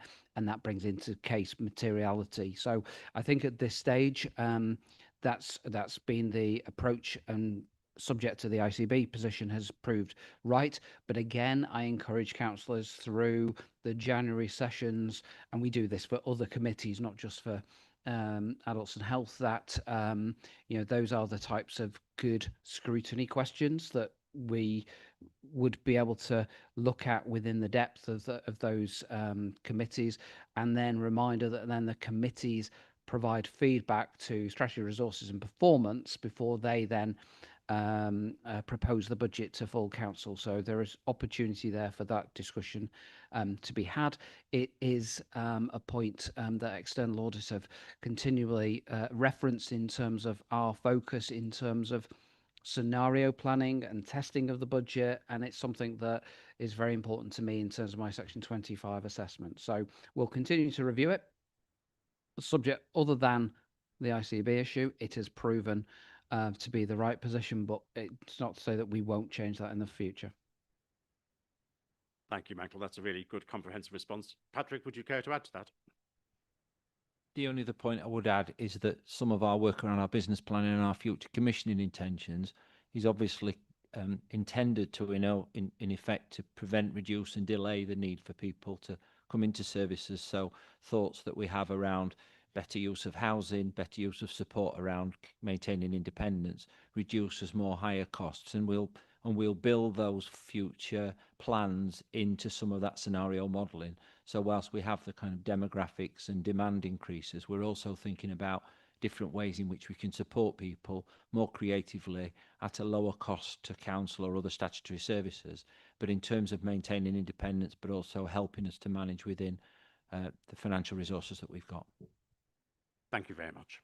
And we've got to be careful not to stray too far into the actual work of the Adults and Health Committee, which is not our remit. Any other comments or questions from anyone, please? Right, well, the recommendation that we have is to consider the assurance provided over the adequacy of the Council's control environment and compliance with corporate governance controls. And there is no vote which is required on this one. Thank you very much indeed, Patrick. We look forward to the next time you come to us with some further improvements. Oh, you will not be coming to us, will you, with anything further? Right. Yep. Right. Item 9 is the corporate risk register. Now, this item does have a confidential appendix to do with cybercrime. And if any member will want to refer to that confidential appendix, I would propose we leave this item till the end of the agenda so that we go into closed session only at the end of this agenda. Does any member wish to make reference to anything which is in that confidential appendix 2, corporate risk 8, cybercrime? Fine. Then with the agreement of the committee, we'll leave that item to the end so that we can go into exempt session at the end of the meeting. Agenda item 10 is the annual whistleblowing report, and I was just looking at the time there to make sure that we might have time within the 2 hours, and I hope we will. This report will be introduced by Mairead. Mairead. Thank you, Chair. So this is our annual whistleblowing report to this committee. The key thing is the reapproval of the whistleblowing policy, the anti-fraud and corruption policy, and the anti-money laundering policy, each of which are presented as annexes A to C of the report. These are presented with very minor changes, which are explained at section 3.5 for the whistleblowing policy and section 3.6 for the other two policies. And worth noting that the updated policies have been shared with colleagues in HR and information governance for their input, as well as being approved by members of CLT before coming to this committee. So the report itself at section 3.2 gives an overview of the results of our annual survey about the whistleblowing policy. The results this year have shown greater awareness of the policy, with 96% of colleagues aware of the existence of the whistleblowing policy. We've also seen good uptake of the new whistleblowing e-learning, with 67% of colleagues having completed it and 3% in progress at the end of September, which is very positive. We've also had 177 colleagues taking the optional anti-money laundering e-learning, which is recommended for colleagues with finance responsibilities or who undertake social care roles with vulnerable adults. So good to see that e-learning is being taken up as well. Then finally, we've got a summary at section 3.3 regarding some of the publicity and awareness campaigns that the team have run this year around whistleblowing and fraud issues, as well as section 3.4, which summarises the outcomes of whistleblowing and fraud investigations as well. Thank you, and happy to take questions. Thank you very much indeed. Members? Ricky? Just the one question, Chair. Thank you. Do we have any evidence that staff feel less confident about blowing the whistle, where concerns might embarrass anyone or any political initiatives? All right. Thank you. That's not something I think that came across in the whistleblowing policy that we conducted this year. No, we are planning in January to undertake a couple of focus group sessions with staff as well. So we'll be bringing back some information on any feedback we get from those sessions. Vicky? Oh, thank you. I think that from reading the report, I think the fact that the referrals are rising is not a sign that if there's any issue. I think it's a sign that staff are more willing to speak up when they see things are going wrong. I think that's exactly what we want in a system that manages, billions of pounds and delivers critical services. So I welcome that. Thank you. All right. Do you want to comment on that? No. Chief Executive, do you want to comment on the ethos of the county council as a whole and how it interrelates with the way in which you have encouraged whistleblowing? Thank you, Chair. Brief comment. As members will be aware, at the point I rejoined County Council in 2022, there had been some historical matters that had previously led to concerns around whistleblowing not being adequately used and members of staff not feeling safe to speak out and raise concerns, whether informally or formally. As a consequence of that, we've taken quite a strong approach to encouraging, supporting and reaffirming the importance of whistleblowing, not just in terms of protected disclosures, but for members of staff to feel able to speak out and raise concerns more broadly. In part, the rise in whistleblowing reported through this annual report from Mairead would indicate a more positive culture, as Councillor Ioannidis has already referenced, because people do feel able to speak out and raise concerns. Not all of those are necessarily protected matters under the law, as I've said, but actually I'm encouraged that we're seeing more members of staff willing to come forward, raise concerns, and where those are matters that need more formal intervention, we do take that forward fully. I have to say, in terms of the independent assurance I received from the Head of Internal Audit around whistleblowing, over and above the reporting you receive, I'm very encouraged with the way the culture has changed. The final point I'd make, Chair, is that we have completed an all-employee survey during the latter stages of this financial year. The results of those have not been published yet, but they are being picked up and analysed as we speak. I expect that we'll be able to share those more in the new year. And again, reaffirming the results Mairead's survey refers to in this report, members should be encouraged when we finalise those results and share with you the significant levels of staff comfort around raising concerns and willingness to do so. So I think, Chair, the culture in respect of speaking up and raising whistleblowing concerns has fundamentally shifted, and we want to continue to encourage that even more. Thank you. Thank you very much indeed. And of course, the real importance here isn't just the policy itself, but the culture which underlies the policy and the way in which it can work. And there has been a marked shift over the last few years in terms of that culture, as the Chief Executive has said. Are there any other questions or comments? Graham?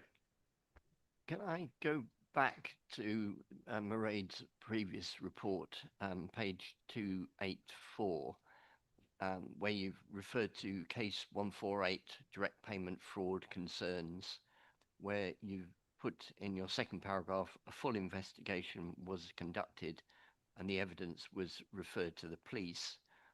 However, the police investigation was subsequently closed as there was insufficient evidence to proceed with the prosecution after a key witness declined to make a statement. Was that a county council officer? Because if it was, I would have expected us to be able to encourage that person to make a statement. And then the second of three questions, the next one about a primary school where you've undertaken improvement. Sorry, Graham, could we do one at a time? Because Yeah, I think these are certainly. quite complicated and sensitive areas, and I wouldn't want us to get mixed up between any things here. Mairead, to the extent that you're able, would you please give an answer to Graham? I will have to follow that up and get back to you. So happy to do that either directly to Councillor Wilson or to the wider committee. Anyone else feel they're in a position to give an answer to Graham's very specific question? There, no one feels able to, but I take it we will get back to give an answer to the extent that we can give an answer, and we'll do that by email to members of the committee. Thank you. And I must admit, Graham, that was one question which had occurred to me as well, and I don't have the answer to that question either. Second question, please, Graham. So second question, the next case, 178, refers to the actions that you've taken at a primary school. Are there lessons to be learned for other primary schools that we look after, and would they benefit with having a mental health support? This sounds like a good initiative that maybe we should be rolling out elsewhere. And then the final, well, sorry. And then Mairead. Thank you. So for this, for case 178, that was an investigation that was conducted by our health and safety team, as they're the most appropriate team to investigate whistleblowing concerns of that nature. So the team undertook a full audit and issued an action plan, and they undertake reviews more widely of maintained schools across the county. So I'd be confident that if there are actions that they feel need to be learned more widely, that the health and safety team would take that forward. Okay, thank you. And then the final question, reported in the press, and I think in your report, are cases of the council being defrauded by cyber or whatever fraudulent activity. And I just wonder whether you're able to provide us with some more information on that, which doesn't breach any confidentiality. I'm sure Mairead will be extremely careful with this answer. Mairead. I think the first thing that I would note for all members of the committee is that anywhere where the audit team has undertaken an investigation, you do have access to the full investigation report through the Microsoft Teams site. So if you would like to kind of find out more of the details of any of the instances where the council has suffered a fraud or where there has been an attempted fraud that we have investigated, do refer to the Microsoft Teams site or get in touch with me, and I'm happy to signpost you to the relevant report. I won't go into too much detail because we would want to keep some of the controls that we have in place confidential, so as not to help fraudsters work out exactly what we're doing. However, what I can say is that in the instances that we've investigated, the services involved took very rapid action to increase the control environment, and many of the actions that were recommended as part of the internal audit report have already been implemented. Others will be followed up and reported back to this committee if they become outstanding. Thank you for that answer. Graham. Yeah, no, that's good. Thank you. Thank you. Ricky. Thank you, Chair. There were some good questions from Graham, so I welcome that. Thank you very much. And following on from that and from my previous comments, I think then the next step in regards to the whistleblowing is we ensure that it works just as effectively for where the issues touch politically sensitive areas, such as large capital programs, commercial ventures, and flagship policies. So that would be, so I think would be the next steps in regards to whistleblowing for us. Executive, please. Thank you, Chair, and thank you to Councillor Ioannidis for the comments. Just perhaps to clarify and make very public, Our whistleblowing policy is not constrained by any political sensitivities whatsoever, neither are council officers who are entirely politically neutral in their actions. Any council officer that feels necessary to speak up on matters that may relate to political policy decisions or decision making by councillors is assured of confidentiality and support through internal audit, and may indeed have the protection of law if the matter is qualifying as a protected disclosure. So I just need to reassure you that that is already in place and covered by our policy and legislation. Thank you. Thank you. That okay, Ricky? No, that's fantastic. I did expect that to be in place. It was just something for members to note that to feel confident in being able to go forward. If there is something they're concerned about, it was just a comment on my behalf, not a criticism of the policy itself. So if that was misconstrued, I apologise. No problem. Most of the members of this committee are relatively new, less than 6 months into being councillors at all. So there is no problem at all about questions such as this being raised, both for the information of the questioner, but also for the information of the councillors on this committee as a whole and other people who are watching. So please don't feel constrained about asking questions and challenging. Mohammed. Hi, I just had a question on the methodology for the employees survey. Just a question if we could consider broadening how many employees we ask about this. I think we ask about 100 employees, less than half respond. So just to provide a bit more coverage on that going forward. And if possible, if it would be possible to report it by kind of employee grade, just to get a sense on contextualize if there's any issues at different grades or different level of understanding. Maybe the head of paid service, the chief executive, would be the right person to answer. I don't believe that you actually hold a gun to employees' heads to force them to respond. Chair, I'm delighted to confirm I do not do that. Yes. In terms of Mohammed's question, it's very helpful. I think Mairead might comment on the specifics of the smaller scale survey that internal audit undertake on an annual basis, which is voluntary, and people do come forward and choose to fill that in. They do some sampling to make sure that's checked across the organisation, though, rather than just in one place. Just to reassure you, the employee survey I was referring to earlier, the last full employee survey of all of the county council's workforce was undertaken in 2023. We concluded the second such all-employee survey in the autumn of this year. That's the one I referred to earlier, Chair, in my comments around analysis currently underway. Results will be available and reported in the new year.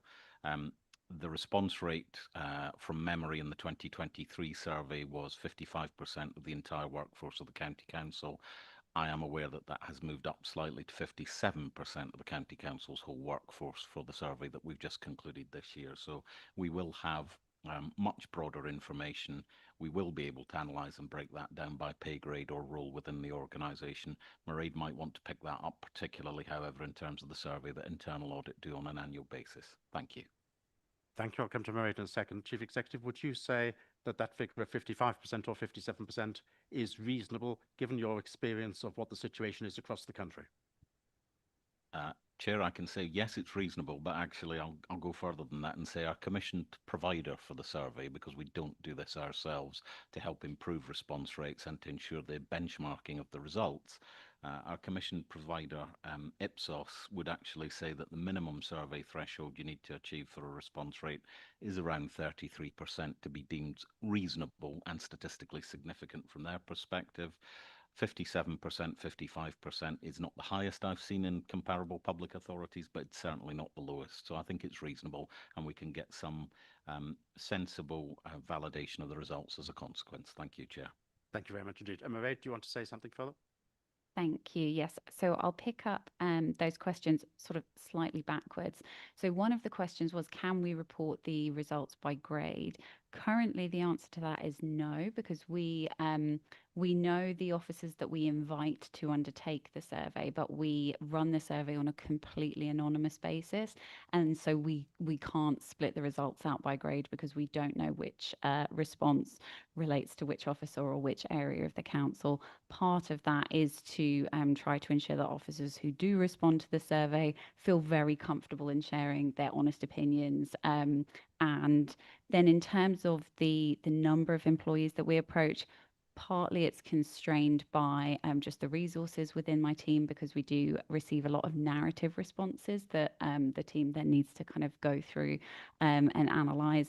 We could look at increasing the number of employees we we invite to take part in the survey. But something we've looked at doing instead for this year is undertaking, as I mentioned earlier, the focus groups. So that will be groups where we will know who is responding to the questions we put to them, and we can bring those responses back probably with a bit more information about maybe grade, an area of the council that we're getting responses from.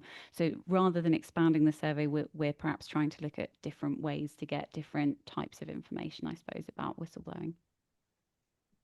Thank you very much. Any follow-up, No, Mohammed? that's great. It makes sense to me. Good, thank you. Any other comments from any members? Any other questions? Fine, then we will move to the report recommendations, and we're being asked to approve the updated whistleblowing policy at Annex A, to approve the updated anti-fraud and corruption policy at Annex B. I always think that's rather named. It should be the anti-fraud and anti-corruption policy, I feel, but nevertheless, that's what it's called. And to approve the updated anti-money laundering policy at Annex C. Those in favour, please show. Member Services? Thank you, Chair. That's unanimous. Thank you very much indeed. I'm aware that it's now 4 minutes to 4, and we're meant to break at 4 o'clock. May I suggest that we break and reconvene at 5 minutes past 4? Thank you very much indeed.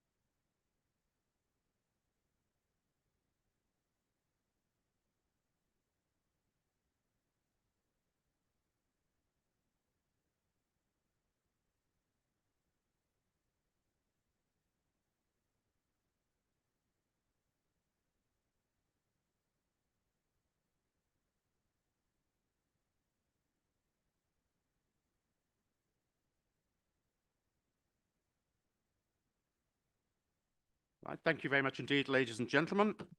Item 11 is the Procurement and Commercial Annual Report 24-25, which will be introduced by Tom Kelly, the Service Director for Finance and Procurement. Tom. Thank you, Chair. The report before the committee sets out the activity of the Council's corporate procurement team during the course of the year. This included delivering 112 regulated procurements and leading to competition savings of 858k.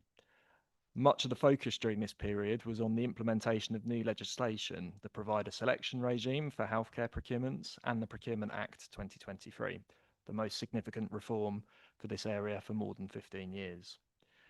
We report the additional attention the Council has given to contract management and instigating focused reviews of some of our higher areas of spend.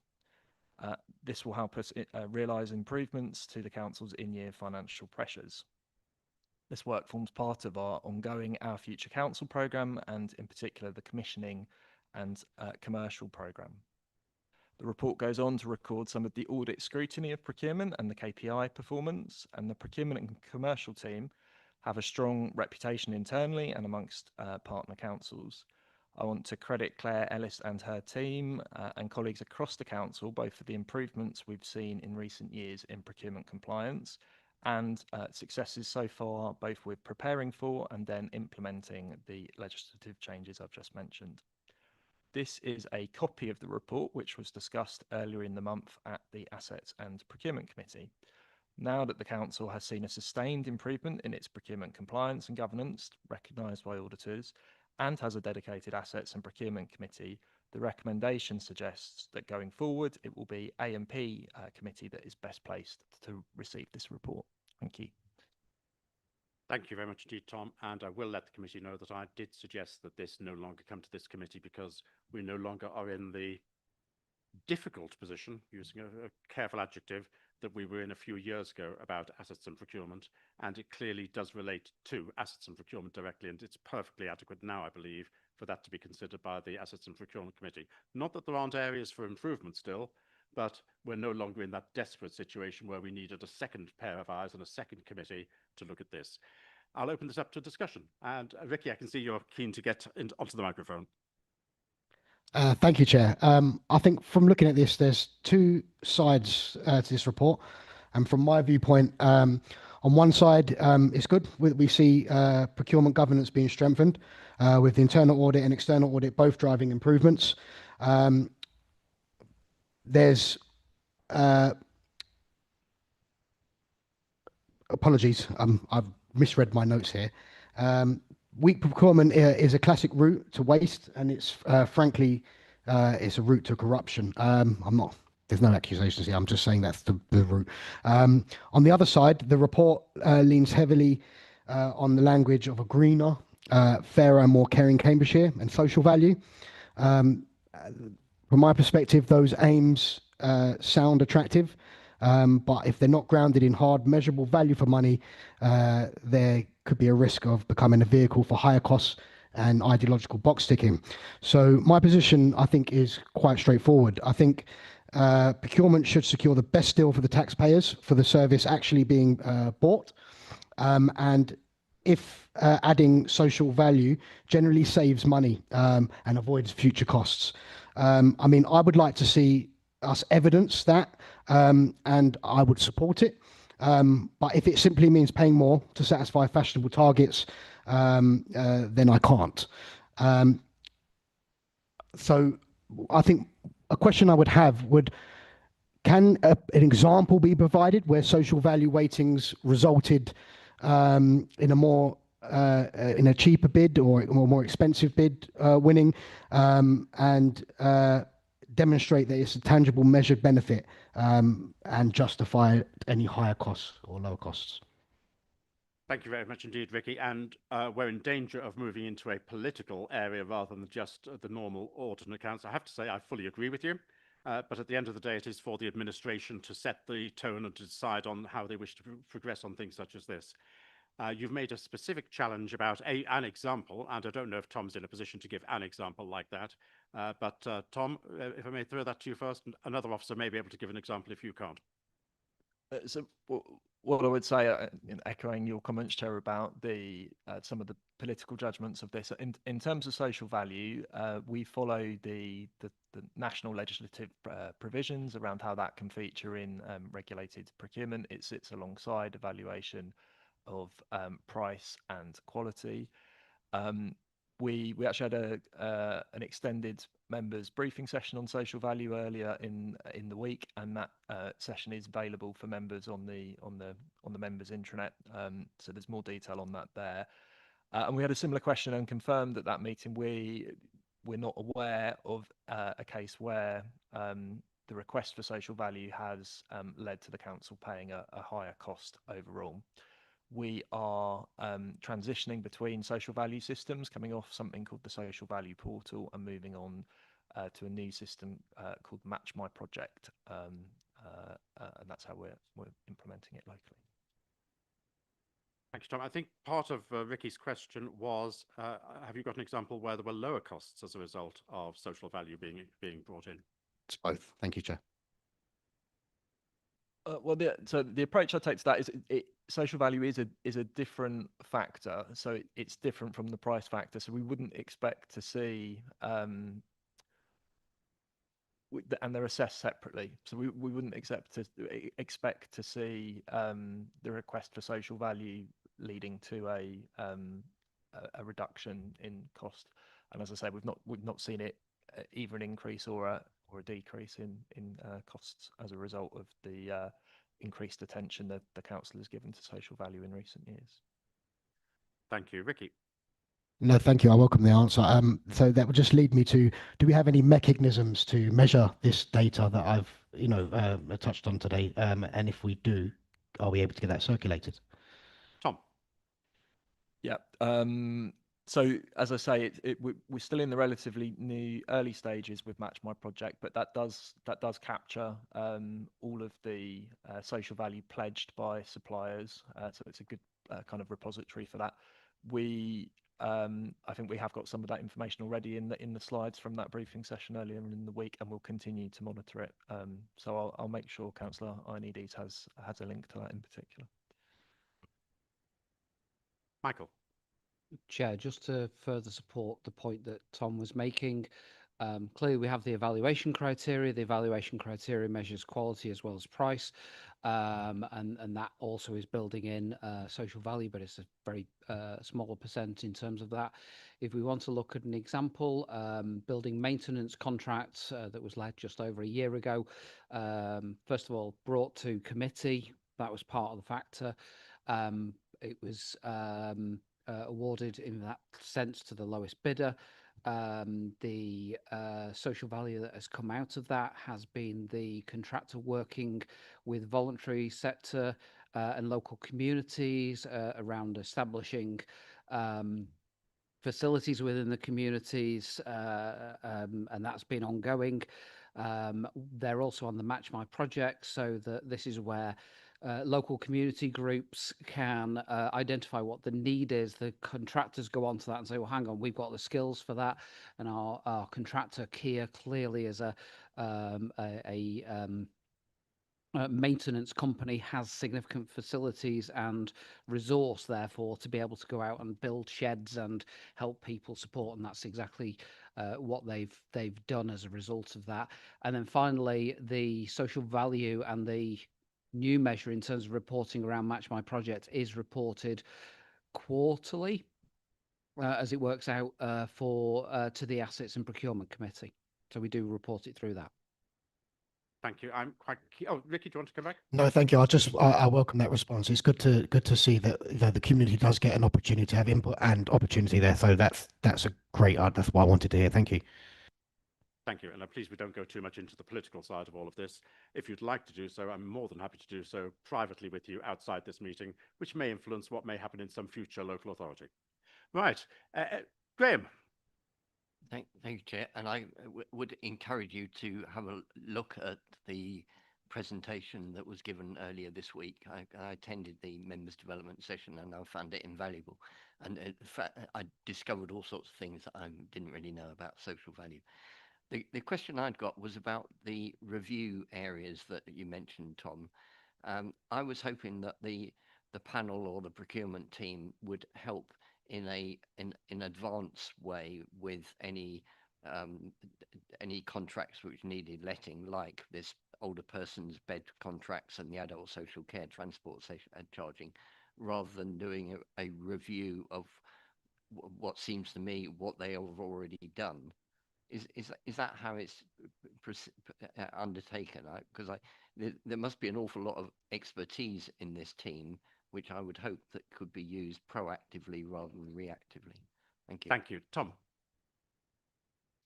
Thank you. Yes. So first thing I should say it is a small team, I think it's fair to say it is highly skilled, and it does follow on from the Procurement Act and the work we wanted to commission internally to pay greater attention to that contract management stage. So managing contracts after they've been procured.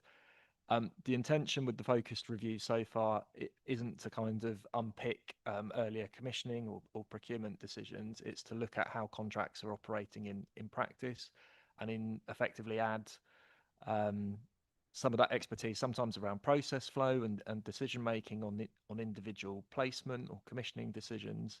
Sometimes looking at how practices have developed. So as Councillor Wilson referred to, recovery of income or inspection of billing and invoices where we can recover funds, perhaps where we haven't utilised contracts to the same extent, and we're entitled to do that under contract clauses.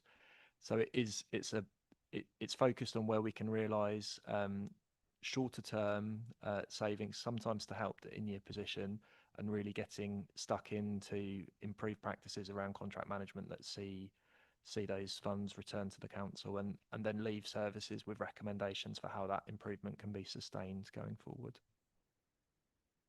Thank you, Graham. Any other comments from members?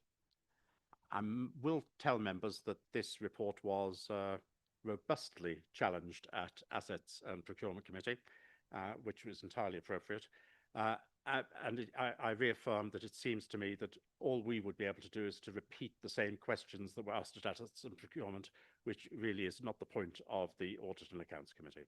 So the recommendation that we have is to agree that this report is considered solely in future by the Assets and Procurement Committee. May I have to see those in favour, please?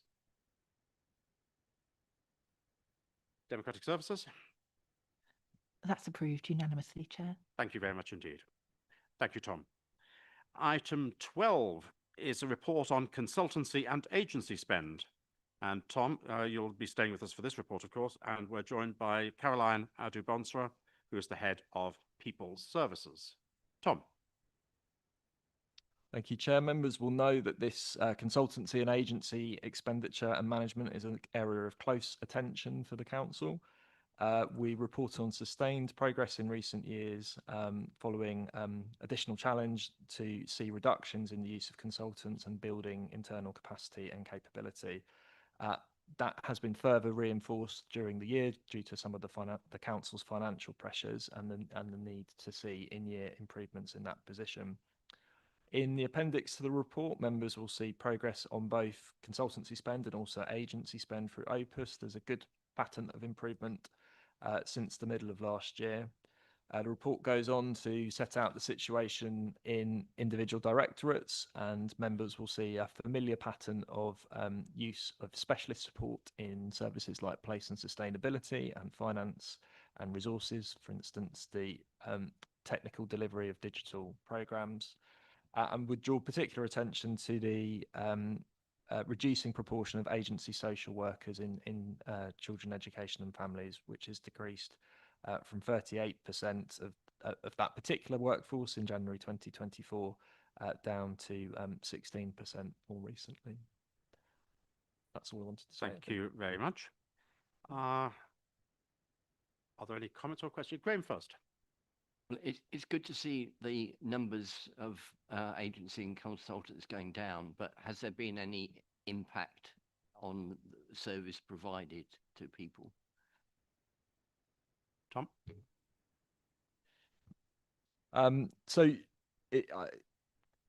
Taking that children's education and families examples, first of all, I think what that reflects, this is a statutory service we're providing. We were needing to use agency workers previously to sustain important child protection services. And the success we've had there, I think, is replacing agency workers with employees and the workforce. So good news on that front.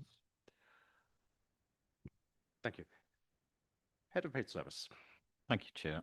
Probably just to supplement the answer from Tom, because I believe as of this week, actually the agency use of social workers in children education and families is now down to around 12%, so it continues to reduce.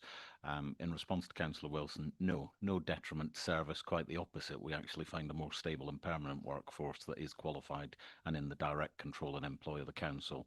Moreover, relative to agency expenditure, longer term, it is actually in our benefit to employ people rather than engage them through agencies with overhead costs that we would otherwise have to pay. Tom's right to highlight that we have statutory duties to fulfil within children's services and other parts of the council, so we can't run with those posts being vacant.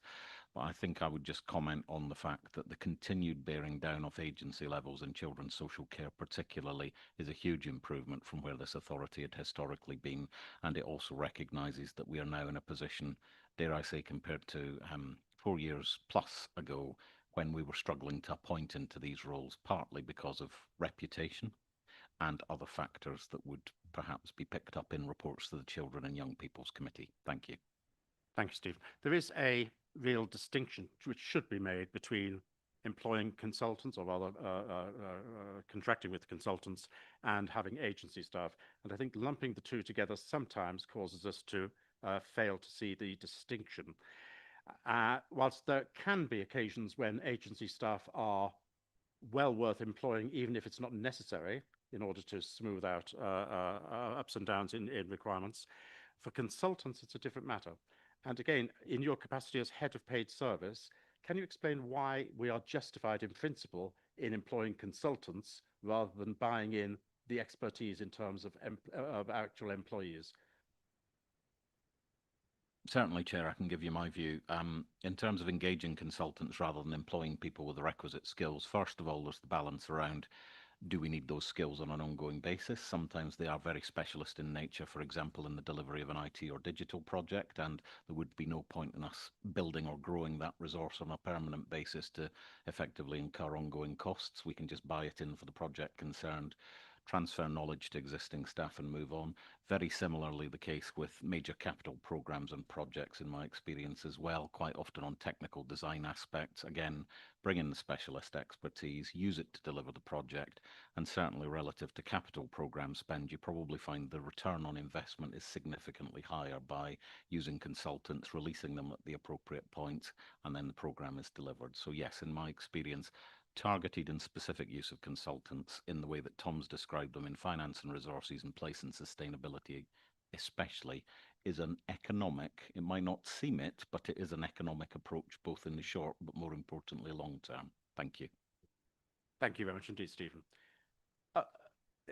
Mike, did I see? No. Nope. Okay, Ricky. Thank you, Chair. And I welcome Chief Executive's response. And I agree in circumstances that agency and consultancy can save in costs. And if we're applying that measure to our council, what's our forecast? What does our forecast look like? Are we expected to reduce or stay flat or increase our spend in regards to that in 25-26? I'm going to ask the Chief Executive if he's willing to give an answer to that one. I'll give a comment, Chair, rather than a precise answer. It's very difficult to forecast because sometimes the need can fluctuate and you can't forecast for that requirement. Where we're able to forecast on things like major capital programs or IT programs for consultancy expertise, and where those are ongoing already, we can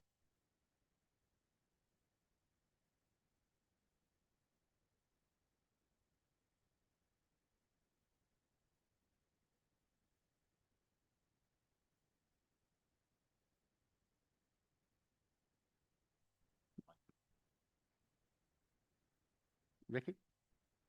No, thank you. I appreciate that. So in terms of it being very difficult to forecast, does that affect us being able to set any hard targets? Like, for example, percentage reductions or, reductions in agency consultancy spend over the next 3 years, or is it just managed opportunistically? Chair, through you, I think it's been reset, so it's working, fortunately. Otherwise, you would have had me mute for the rest of the meeting, which I'm sure would have been a blessing anyway. I think it's difficult to give hard targets over a 3-year period, partly because we can't forecast some of the programmes and projects we may require to undertake. Secondly, I would always take the general view on agency rather than consultancy that we should just continue to bear down where at all possible and reduce those costs as much as we can. However, if I take the example of children's social care again, I can't at this moment in time predict turnover of our qualified and employed staff in those roles. If I was able to predict that, I would stop them leaving in the first instance. So I'm afraid it's rather more volatile than a numerical forecasting, I'm afraid. So I couldn't give you a precise answer. But what I can say is, both in terms of our enhanced financial controls on consultancy expenditure and agency expenditure, the council will continue to squeeze those costs where at all possible. So can't give you a hard target, but can give you a commitment that this is something we absolutely try to reduce and will continue to reduce year on year where possible. Thank you. Thank you. Vicky? No, thank you, Chair. I appreciate the information on that. I just wanted to clarify, so for my own understanding. Thank you very much. I thought the head of paid service was being a bit optimistic here, and let me explain why. In the context of local government reform, I can see the necessity for significantly greater expenditure on consultancy, and I can also see an issue, maybe particularly with middle to higher level staff, that we will find that we have urgent needs for replacement of staff that we otherwise wouldn't have anticipated happening. So in the context of LGR, would the Chief Executive care slightly to amend the comment he's made so far? Thank you, Chair. It's a very good point with the joys of local government reorganisation over the next couple of years as a minimum. Yes, my answer previously to Councillor Ioannidis would have been in business as usual, shall we say.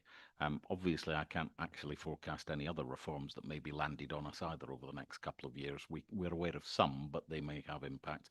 Local government reorganisation in particular, specialist subject moment coming up. I will just say the Chair is absolutely right.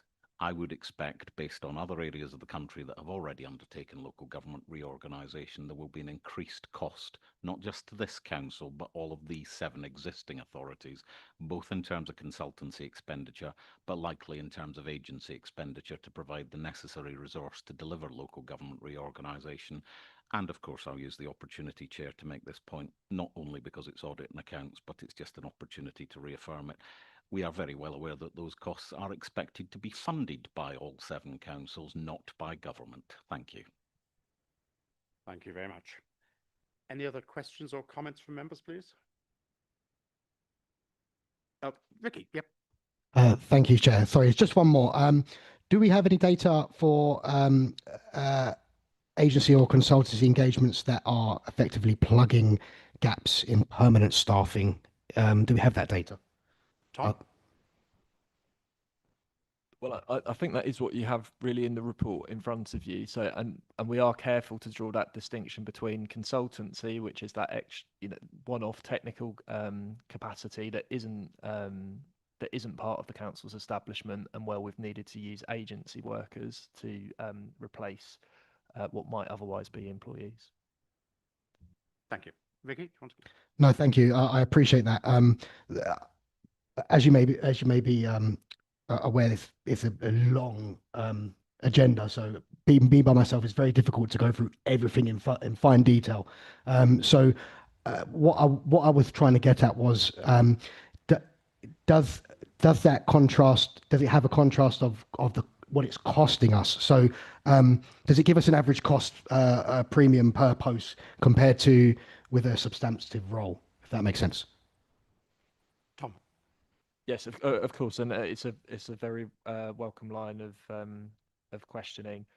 So what I would say, the distinction again is similar, that for consultancy they're probably not comparable to employed roles. in terms of agency, I don't think we've included it in the report, but we would have a comparison of the a kind of typical agency worker in children's services and an employee. And historically there's been lots of work kind of regionally to make sure we're kind of paying comparable rates as well. So perhaps if we take an action to just provide some more information on that. Thank you, Stephen. Chair, briefly, just to reassure members, and whilst I'm happy that officers take away the action that Tom's proposed further, as you would expect me to probably say, we have to comply with IR35 provisions in relation to on payroll or off payroll, and the authority does that. So I would suggest that we perhaps bring back a note to committee, or in the next version of this report, clarify inside IR35, outside IR35, and draw the distinction between agency costs and consultancy costs more fully. Thank you. Thank you. I think that would be very helpful. Any other comments from anyone? Well, we're merely being asked to note the information contained within this report, so there isn't any need for a vote. Moving on, thank you very much indeed, Tom. We now have you again for agenda item 13, which is the debt management update. So again, Tom, in your capacity as Service Director for Finance and Performance, would you care to open up this particular agenda item? Thank you. I've got Alison Balcom, who's Head of Finance Operations, and Patrick as well, again, joining me alongside. So for the council's overall levels of debt, we are seeing further improvements since the most recent report to this committee. Excluding NHS debt, there is a 813k reduction since the last report. And for the NHS, a much improved position compared to a year ago. Overdue amounts were down to 2.48 million, much closer to the kind of current amount. And that has fallen further since this report was the snapshot for this report. And that compares to the high of 28 million 12 months ago, reflecting a pragmatic resolution of the LDP historic debt. For adult social care, as we touched on earlier in the meeting, although the 2 to 3 year trend has been a slowing of the previous kind of fast upward levels of overdue debt, as Councillor Wilson has highlighted, in the first part of this year, we have seen an increase in the level of client contributions that are overdue. That reflects the impact of an increased level of income last year into adult social services, and we explain in the report the progress the council has made with reducing its waiting list for financial assessment, and how that's had a knock-on impact in some cases to backdated amounts that are now proving more difficult to collect, particularly debt in the 1 to 2 year age bracket, which is of concern. I can take the committee through that in more detail and perhaps further to Councillor Wilson's question if helpful. The table at 2.6, and that's on page 548 of the public pack, is helpful for understanding more detail around the adult social care debt and its ageing, as well as the different categories and collection approaches that are being pursued. The other thing to draw to the committee's attention then is in section 2.8 and page 550. This sets out the range of improvement measures we are continuing to implement in this area to build on the improvements in practice we have seen over the last 2 years, and given that uptick we've had in the last few months. The committee will note improvements to practice and procedures in some of these major areas, and particularly across digital communications and systems, as was referred to earlier. So improving the ease of setting up a direct debit and early success with text message reminder service, which Alison has led on across the Lead Authority Partnership. Another important aspect is recognising the continued challenges in this area. I think I can say that in the business plan proposals that will be published next week, there is a request for further resource and funding into this area. That's all I'll say in intro, but happy to come back on some of the specifics we touched on earlier. Thank you very much. And we did touch on this previously with Patrick and Graham's questioning on the debt in adults and social care. I know a lot of work has been done over the years, and a lot better reporting has come in so far as information coming to members. And when we look at the information given in the table in paragraph 2.6, that is the adult and social care overall aged debt by the debt status, that really is very helpful, and it's a lot better than we used to have. But it now strikes me that maybe we need to consider moving on at one stage beyond that, because more than half of the debt in adults and social care is effectively outside our control. It's dealing with people who've died and we're waiting for probate to take place. We can't control that. It's dealing with cases where you're waiting for a settlement of account, where you've got other issues which are causing delay, such as awaiting the appointment of someone from the Court of Protection or a power of attorney. And none of those things are under our control. And I wonder, and just as a suggestion for the future, if we could separate this information out between those things which aren't under our control and those which potentially are, because we should only be really trying to measure the effectiveness of our team based on things they can control, not on things that they can't control. So it's really a suggestion for officers. I don't know if you want to give a response to that, Tom. Sorry. Thank you. Yeah, it's a helpful suggestion, and I think we can certainly look at the ordering of the table. That's certainly true. We're sometimes dependent on external factors, and that is a big feature. One of the, I think, learning points we've had though is we do need active management across most of these categories. So we, for instance, it's important that the council is actively chasing up the Court of Protection or families to make power of attorney arrangements and to handle deceased cases. But you are getting a snapshot here very much of how the debt team organises its work and manages capacity. Thank you. Graham, you were asking questions and you were a little bit cut off earlier in the anticipation that you'd be able to ask them now. Graham, would you care to? Well, I think splitting it up into things that we can control and things that we should be aware of makes sense. But I was just pondering awaiting appointee stroke Court of Protection stroke power of attorney. That's something which the debt team should be hassling the family to make sure that they get it organised quickly so that we don't have the debt extending from up to 366 to 700 or to 730 days or 730 days plus. But there are things like awaiting service response or debt team dealing, which equally have gone on for years and years, which we should be on top of, and understanding a bit more about that would probably be helpful. There just seems to me to be an awful lot of money here, and it doesn't seem to be going down significantly. I know there's lots of good things going on, but even so, it's not seeing much improvement. Thank you. I'll take that to Tom, but the one you did use a word which was quite interesting, and I applaud your commerciality, Graham, in calling for the team to hassle people. Sometimes we're in circumstances here where hassling is not the right thing to do. We've got to be quite sensitive, unfortunately.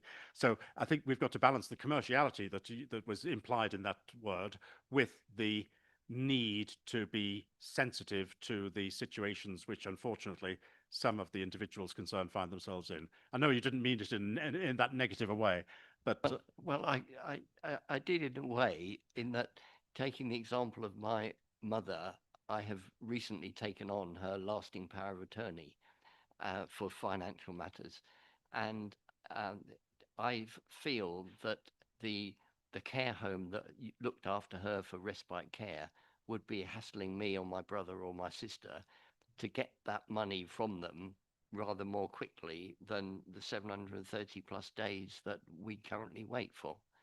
And that might be an example of something where we could be a bit more proactive, and doing it sensitively is probably correct, but equally, at the end of the day, we are hassling them to get the money. Thank you, Graham.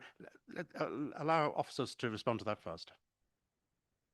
Sure, if I'd say something first, and then Alison and Patrick might want to come in. But in terms of a primary area of concern at the moment, it is that category of 366 to 730 days, and taking the committee to the table on page 547 at 2.5. If you have the colour version of that, you'll see that the amber line We've seen the increases there kind of level off, but a steep increase in the blue line.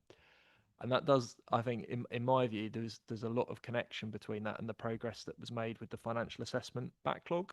So it kind of looked in 18 months to 2 years ago with hundreds of people waiting in the queue for their financial assessment. That process much improved, and a reduction in that backlog. And for many people, that's been resolved smoothly. But what we have seen in several cases that clients perhaps receiving backdated charging or receiving large bills in one go that relate to previous periods while they've been waiting, and you can see the kind of follow through effect of that as it comes through into debt management. So that's been one of the challenges. But we know going forward we are on the other side of that hump and backlog. There's probably some individual issues that, like write-offs, there will be a degree of write-off probably with that aspect. And I don't know if colleagues want to comment on any of those points further. Patrick? Thank you. So I think on the families and the relationship we have with the families, a lot of the time that is with the social workers. But I think your point is right. We just need to provide assurance to committee that we are doing everything we can to support families, to encourage, to, I won't describe them as hassling, but in terms of supporting them to complete the paperwork that's necessary to undertake that. Because for some families, it's brand new. They weren't expecting it. They're having to deal with lots of other issues, as I'm sure you were, Councillor Wilson. So what we need to do is we need to provide that assurance. So we can certainly look into that, make sure that we're doing all of that. Alison's team is working with the operational team within my directorate to make sure that we are learning from each other and supporting each other so that we do pick up those critical cases and work with them on that. So I'm sure that will be part of the consideration, is how are we working with families, how are we engaging with families and making sure that they're completing their parts of the process in terms of enabling us to be able to recover some of this money. Any other comments? In which case I'll come back to Graham. Do you want to follow that up at all? No, thank you, Chair. That's fine. Thank you. I think I saw Lewis. Do you put your Chris? Thank you, Chair. I just had a question. I mean, are there any available comparators showing how other similar authorities what they can achieve, and what does best practice look like in this sector? Well, we've had several looks at this through the improvement process, and it is actually surprisingly difficult to get a really good benchmarking information in this area. There's no nationally collected statistics as there are in lots of other parts of local government finance. Anecdotally, we know that some of the issues we're facing here in terms of the cost of living crisis are happening nationally, and that's a widespread challenge. The other advantage we have is Alison's team through the lead authority model does provides a debt service into both of the Northamptonshire councils as well. So there has been some sharing of good practice from those areas, and vice versa. Patrick, yeah. Yeah, thank you. So I can only talk anecdotally from the council that I came for when I joined Cambridgeshire in 2023. We had a debt improvement board. We had very similar challenges. We had some real difficulties around deceased estates. We had issues around court of protection. It wasn't that people didn't want to pay. I think there was an assumption that people just didn't want to pay and avoided it. For most of the people we were supporting, it was that the arrangements hadn't happened early enough, and so when you started to try to collect the money, the levels of outstanding income had risen to a point where it started to create levels of debt. So it was the same principle. We were working hard on that. We explored around ethical debt recovery agencies who could support us, but your point, Chair, is about how you balance that sensitivity around trying to collect money, and that didn't ever prove fruitful either. So there has been others. So that's just an anecdotal example of where I've been. But as Tom says, it's difficult to get some comparators with other councils. Michael.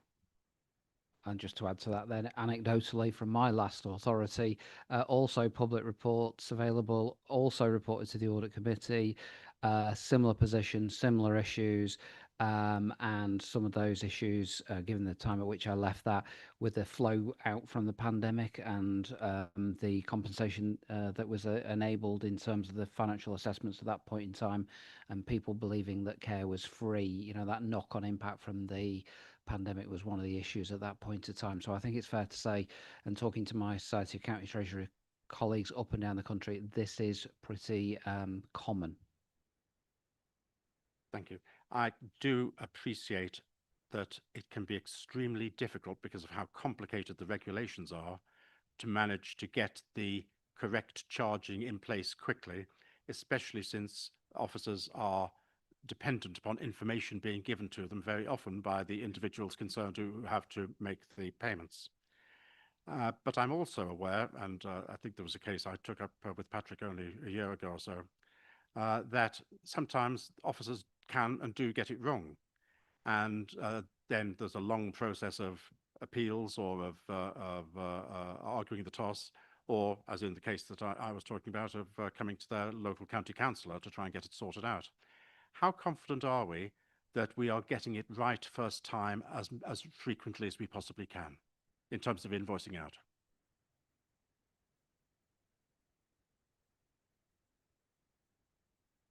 So I think probably, Councillor Bowden, your question is aimed at the financial assessment stage, which Patrick's best placed to comment on.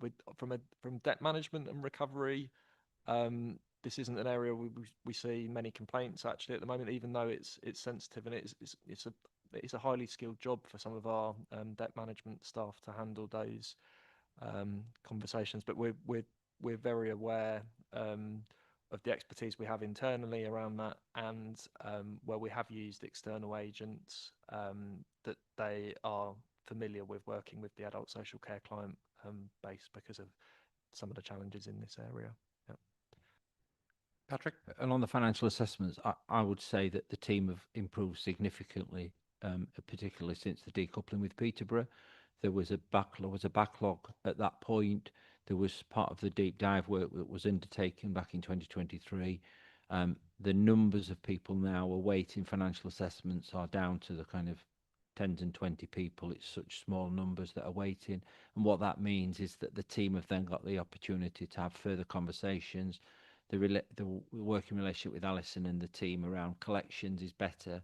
We've got heads of service in both teams working together so that we can get that learning right, and also that feedback back into the teams, and making sure we're asking the right questions of families and of individuals. So I think there's been a significant improvement, one in terms of the backlog, but also in terms of the information gathering, and also the way that we are more proactively, through the use of direct debits and text messaging, trying to be more proactive in collecting the income. So the contributions start at a much earlier point, and what you don't get is a lead-in time where, in effect, you build up a debt because the billing process or our financial assessment process has led to a backlog. And I will put it on record that I'm really grateful to you, Patrick, in the case that I just mentioned, that you intervened and made an assessment to overturn a very large amount which had been charged to someone with a lasting power of attorney. And I'm grateful that there is the internal mechanism to allow that sort of review to take place and for any errors to be corrected. Yes, please. So one of the improvements we've put in place is we've got a proactive approach to billing. So where there's large billing landing with a customer, we're making that phone call. Patrick's teams are making that phone call up front. Do you understand your bill? We've got a de minimis of £10,000, have that proactive approach. My team are also chasing before the 30 days just to make sure, do that follow-up call. So we're trying to be a bit more proactive than we were before. So as a collaborative team. And that's excellent. Lewis. Yeah, just probably to be a bit repetitive, but I would like to leave assured that we have a strategy, that we have the early intervention protocols, the right assessments, and that your team is well staffed and you have the capacity to keep this and turning around, and then keep it at a point where no backlog is developing. I think I would like to hear that the confidence seems from Patrick's numbers that is down to the tens only, that we have that capacity. Is that the case? I think financial assessments team are fully resourced and obviously they're managing their backlog. From a debt perspective, we have requested extra resource in the service planning for next year, and we believe that model will be correct to manage the debt, so debt levels. Lucy, yep, fine. Oh, yes, please, Ricky. Thank you, Chair. So as a new councillor, obviously, when I look at these reports, you know, what I tend to look for is sort of clear, measurable sort of ambition. So I mean, I know we're told sort of what the debt position is, but what I also look for is to see what sort of the success would look like. So what I can't see is like an explicit target for reducing the overall debt. Now I know, you know, these are sensitive areas with complicated processes sometimes, but I still, as a new councillor, especially look for these things, and I look for timelines as well. And I can't see these in the report. I mean, I'm happy to be corrected if they're there, but you know, I can't seem to see them, because obviously I don't want something, you know, debt to undermine any social care budgets, etc. So is this something that is in the report, and if it is, where, so I can have a look? And if not, is it something we could get in the report? I appreciate the difficulty sometimes with data and the processes and sensitivities, but it would be helpful for us. Thank you, Ricky. Really good question. Thank you. Yes. Tom. So yes, I mean, it's not in this report, and we will ensure it is in future. In the reporting to SRP, we have a target for the overall level of adult social care debt. That's quite a blunt measure, and we are having, partly because we had that surge in income last year, and we've just completed the business planning process, or in those final stages of the estimates. We need to refresh those numbers, and that kind of partly picks up some of the conversation earlier in the meeting about the challenges with forecasting for adult social care. So there is a target, and that's being refreshed. The other measure we have in the business plan is the level of the bad debt provision. And so we had a target last year to reduce that by £500,000 as a result of this improvement work, which was met. We need to make a further 250k improvement this year, which we are not fully on target for delivering at the moment. So those are the measures, and they should be reflected in this report as well. So we'll do that in future.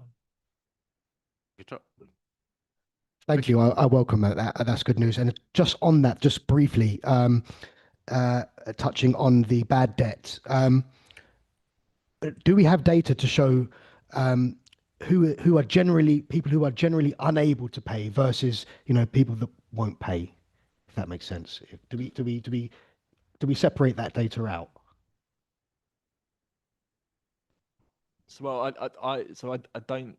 I don't think in data terms we've got kind of a binary distinction between the two, and it's probably a range of things, and circumstances change for people over time. So as far as I'm aware, that's not something we report. Suggest that one measure of it is the amount of debt you've got with legal action ongoing. Patrick? Yeah, I was just going to say that table 2.6 really, even though the data isn't split by who will or who won't pay, you can kind of get a sense through there around the different arrangements of where we are around recovering some of the monies, how it's so deceased, waiting appointee, court protection. They're, as you said earlier, Chair, they're almost out of our control. They're external processes that we need to support and push and encourage to respond quickly, but they are almost out of our control. They aren't as a result of somebody not wanting to pay. They're a result of other factors in that person's life that we're now trying to recover funds from. Ricky? Yep. Good. Any other comments or questions from anyone? Well, thank you very much indeed. Thank you to the team. The committee is being asked to note the actions and approach being taken to manage income collection and debt recovery. So no vote is required on that. Thank you very much indeed. Item 14 is the committee agenda plan, and officers have asked for the date of the February meeting to be moved back to later in the month to allow as much time as possible for preparing the accounts. And we will keep the committee members updated on this. Are there any questions or comments on the agenda plan as a whole, please? Nothing? Good. That plan anyway is for noting only. No vote is required. Item 15 is the committee training plan. Any comments or questions? Or can we take this as noted? We can take that as noted as well. Thank you very much, Rashenta. And whilst now I would generally saying that concludes today's business, we now need to move back to agenda item, was it 9? Now, in agenda item 9, we do have an area which is confidential. I wonder if we can, though, in the interests of keeping as much in the public arena as possible, have a discussion not going into that exempt appendix until we've exhausted the rest of the discussion, and then we can, if that's okay with you, Vicky. Right, so this is the corporate risk register. Mairead. Thank you, Chair. So this is our regular report on the corporate risk register, bringing updates since the previous report in July. Just to note, this version of the report has previously been presented to Strategy, Resources and Performance Committee back in October, and the version in front of you is unchanged from that report. So a couple of key things to note. Firstly, risk 3, which is the risk that the council does not have enough budget to deliver agreed short and medium term corporate objectives, has increased in its risk score from a 16 to a 20. And as set out at section 3.4 of the report, this reflects the worsening forecast outturn position for the council. Secondly, a new risk 14, has been escalated onto the corporate register. This is the risk that a lack of effective relationships and governance across the integrated care system may lead to poorer coordination and worse outcomes for our population. The Executive Director of Adults Health and Commissioning has provided some further detail on the current position. There is also detail at section 3.5 of the report, reflective of when it was produced in October. And then the report also shares some information regarding other risk management activity, including the CLT Risk and Assurance Group. So happy to take any questions. Thank you. Can we start with any questions about the new item in the corporate risk register, which is to do with the lack of effective relationships and governance across the integrated care system, leading to poorer coordination and worse outcomes? Does anyone have anything they'd like to raise on this, which either Mairead or the Chief Executive may be able to answer, or if the Chief Executive wants to say anything on it? Yep. Chair, thank you. Just mindful, Councillor Navarro asked a question earlier. I thought I might deal with that now, or at least attempt to do so. So the question was very much about the additional risk that's been added to the risk register and the changes to integrated care boards. So I guess by way of a brief update for the committee, as has been highlighted in the corporate risk register, integrated care boards are being clustered through direct mandate from the Department for Health and Social Care. So that means that for Cambridgeshire and Peterborough, which historically has had its own coterminous integrated care board, that will no longer exist from the 1st of April 2026. It is being clustered to create a new bigger integrated care board footprint that will extend across Cambridgeshire and Peterborough, Bedfordshire, Luton and Milton Keynes and Hertfordshire, which means it will now go from covering a population of approximately 900,000 to 3.5 million, with the consequent significant uplift in commissioning responsibilities for NHS services across the whole of that area. In advance of legislative change and that new body being formally commencing operation from next April, they are already operating through a committee in common. So effectively a quasi-board is already operating across those three areas, and there has been a new chair appointed in readiness for the cluster arrangement to go formally live on the 1st of April. The chair appointment is Robin Porter, who is the former Chief Executive of Luton Borough Council, so somebody that, like our previous chair of the Cambridgeshire and Peterborough Integrated Care Board, has a great deal of understanding of local government, which is exceptionally helpful for us. The Chief Executive appointment for the new cluster Central Eastern Integrated Care Board is Jan Thomas, who is the current ICB Chief Executive for Cambridgeshire and Peterborough. So again, that helps us in terms of a degree of continuity and certainly increased levels of local knowledge of this area. At the moment, I represent Cambridgeshire and Peterborough on the committee in common, because the two voting roles for partner members for local authorities from Cambridgeshire and Peterborough historically fell to myself and the Chief Executive of Peterborough City Council, and by mutual agreement we've agreed that I would continue that role through till April 2026 on behalf of our area. From April 2026 onwards, that role will actually become part of the Mayor's responsibility, and he will have to select a representative to undertake that. Discussions are underway with officers at the Combined Authority and with ourselves and Peterborough City Council to best think about how that can be fulfilled, both in terms of the Mayor's responsibilities, but also recognising that the Combined Authority has no direct remit or oversight of public health or social care services, which is effectively where we want to have input into this arrangement. I guess the one positive that I can say out of all of this, Chair, is the new cluster arrangement, before it goes live, has already reconfirmed its commitment to the existing place-based partnerships for health that exist in Cambridgeshire and Peterborough. So the existing North Place partnership and South Place partnerships both remain in operation, will remain unchanged because of the broader governance structure changes that the Integrated Care Board is having to implement. And they are looking to introduce, and Chair, if you'll forgive me, this sounds mildly Kafkaesque, they are also looking to introduce a committee or board to sit across Cambridgeshire and Peterborough to feed up to the new cluster arrangement. And that's a discussion that's ongoing with ICB officers. So whilst we're losing our Integrated Care Board, it feels as though we're going round and round in circles, and we'll have something slightly different fulfilling similar responsibilities at some point in the future, probably just with less decision-making authority, because that will be rolled up to a more regional level. And then finally, Chair, a lot of this was on hiatus for a considerable period of time because, of course, one of the reasons for these reforms is that all integrated care boards were directed by the Department for Health and Social Care and NHS England with reducing their running costs by 50% by the end of October. They've been unable to do that, Chair, because unfortunately, in setting out that reform, there was no provision made for the redundancy costs by government.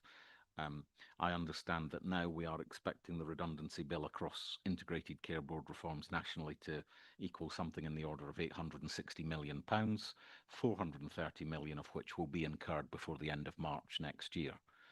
So effectively that redundancy cost will be spread over 2 years, and the Department for Health and Social Care has been allowed to effectively overspend in this year, and the money will be clawed back over the next 3 years by Treasury. I have to say that as an approach to reform, as an approach to managing impact on staff, and certainly recognising the hugely detrimental impact it's had on staff in the ICB in Cambridgeshire and Peterborough, whilst I might agree with some of the policy level reforms, I'm not sure the implementation or impact was properly thought through before government chose to embark on this course of action.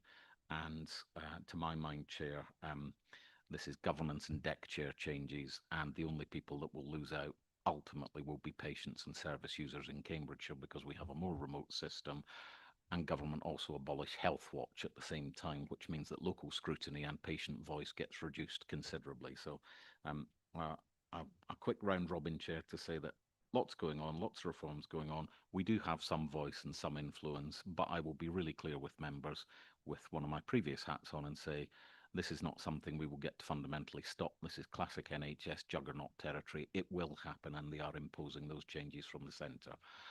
Thank you, Chair.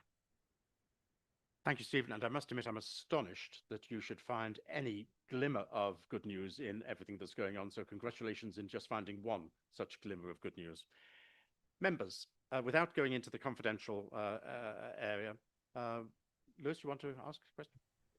Yeah, just thanking the CEO for the very detailed and obviously a good grip that he's got in this topic. I appreciate it's a huge one, and I'm quite concerned about the representation that we have now under the new arrangements.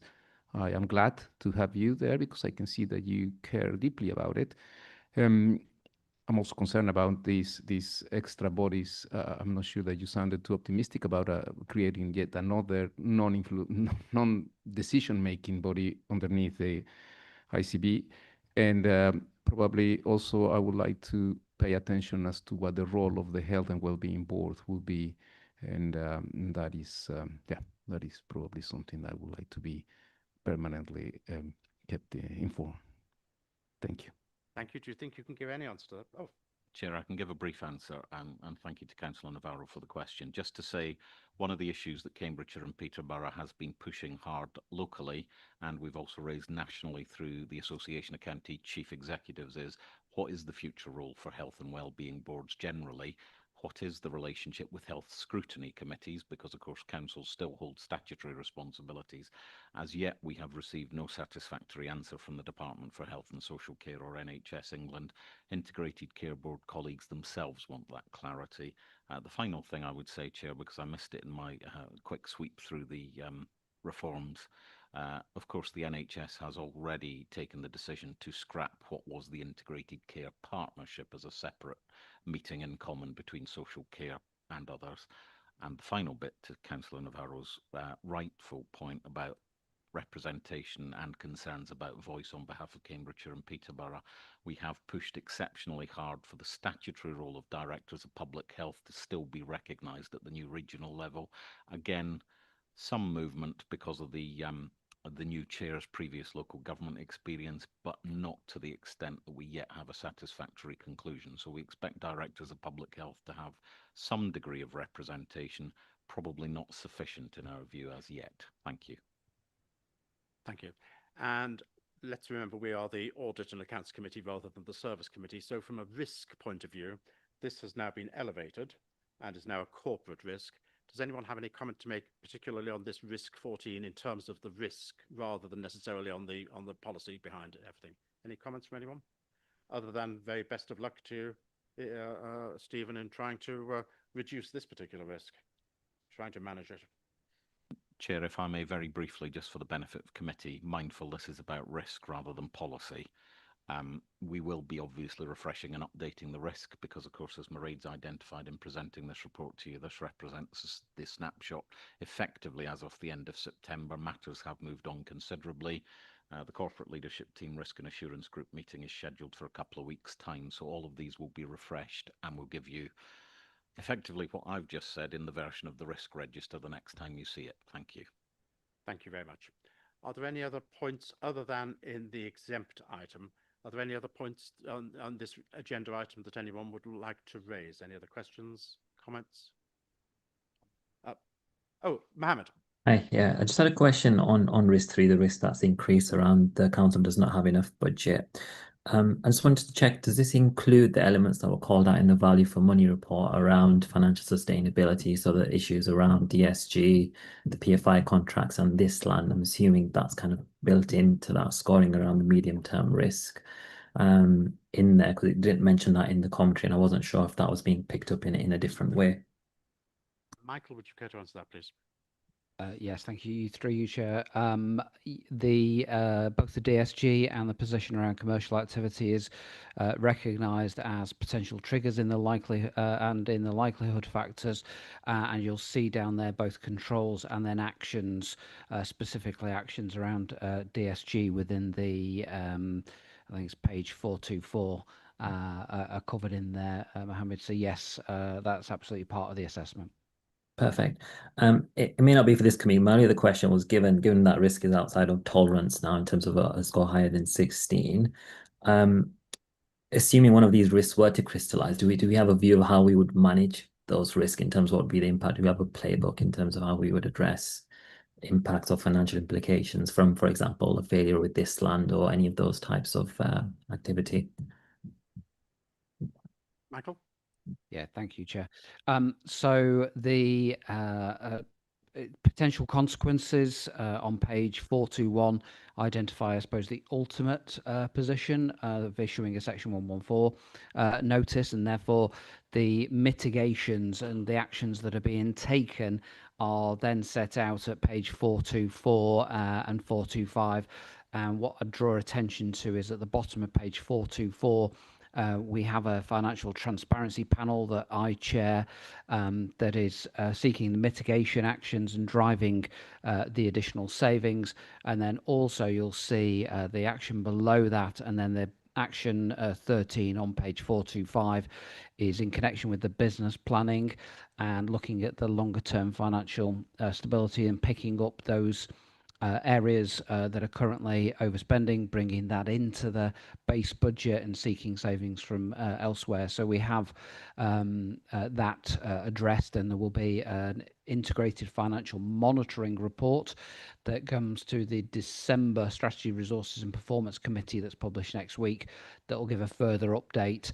And then in January, late January, I will report to the same committee in terms of my Section 25 assessment, which will give a further update in terms of how those mitigations are progressing. Great, thank you. Okay, right. Got a more general question before we go to the appendix, which need to deal with it as an exempt item. And I'd welcome an answer from anyone, but maybe the Chief Executive is going to be in a stronger position than others to answer this. In terms of our risk assessments and risk management processes in total, bearing in mind that we believe that we will no longer exist after the 31st of March 2028, although it may be 6 months before we even see the draft statutory instrument, to what extent do we have any horizon in terms of our risk management after the expected date of the dissolution of this authority? Or do we have a strict cut-off, and what happens on the 1st of April 2028 isn't regarded as a risk for this authority at all? It's a good question, Chair. I think my immediate reaction would be it's not a cliff edge, because we can't afford to do that in terms of both financial stewardship of the money we're charged with, contractual commitments that this authority has, and indeed other governance requirements. And if I'm being really blunt, if I was able to be 100% confident that new authorities would exist on the 1st of April 2028, I might give you a slightly different answer. But at this stage, I'm not prepared to do that, and therefore not prepared to expose this authority, or indeed any of our other authorities in Cambridgeshire and Peterborough, to any form of risk. So our risk horizon will continue to be beyond that. We may not be able to make some of the decisions we would wish to make normally because of the LGR process, but we will continue to manage risk, not just in the short term, but also in the medium and long term, as you would expect us to do. And dare I say, as officers often hear me say already, as you would expect us to do as good stewards, and to leave an appropriate legacy for new authorities at whatever point they exist. Thank you. That's a very fair point, thank you. I did make the point, however, that we could expect, could hope, could think possible that a statutory instrument will be laid before Parliament and will be passed maybe sometime in the summer. If that is the case, would then there be a cliff edge as far as risk is concerned for this authority? Again, Chair, very simply, no, there would not be, because we have to achieve two things in terms of risk for LGR. One is the implementation of LGR, and the other is very clearly a statutory requirement to continue all business as usual services and manage the risk associated with those. And all of our business as usual services, in the nice way of describing them, carry risk that goes beyond the 1st of April 2028. So we would have to manage both the programme of change and ongoing risk to this authority, and indeed successors on their behalf, until created. It's an extremely helpful answer given to a rather difficult question, so thank you very much indeed for that. Right, are there any other matters to raise on this agenda item other than the one that Ricky wishes to, for which we'd need to go into exempt session? No more? Then the appendix that we're talking about to item 9 does contain details about the corporate risk concerning cybercrime. And this was exempt from publication, so the committee will now need to decide whether to exclude the public and press from the remainder of the meeting whilst this is discussed. This exclusion would be on the grounds that this appendix contains exempt information under paragraph 3 of part 1 of Schedule 12A of the Local Government Act 1972, as amended, and that it would not be in the public interest for this information to be disclosed. That is, information relating to the financial or business affairs of any particular person, including the authority holding that information. If any member objects to us going into exempt session, would you please indicate that now? No member objects. I think formally we do need a vote, do we, to go into exempt session? Chair, that's absolutely fine because no members have objected. Fine. Then we will move into exempt session. Rishenda, would you advise us, please, when the live stream has been terminated?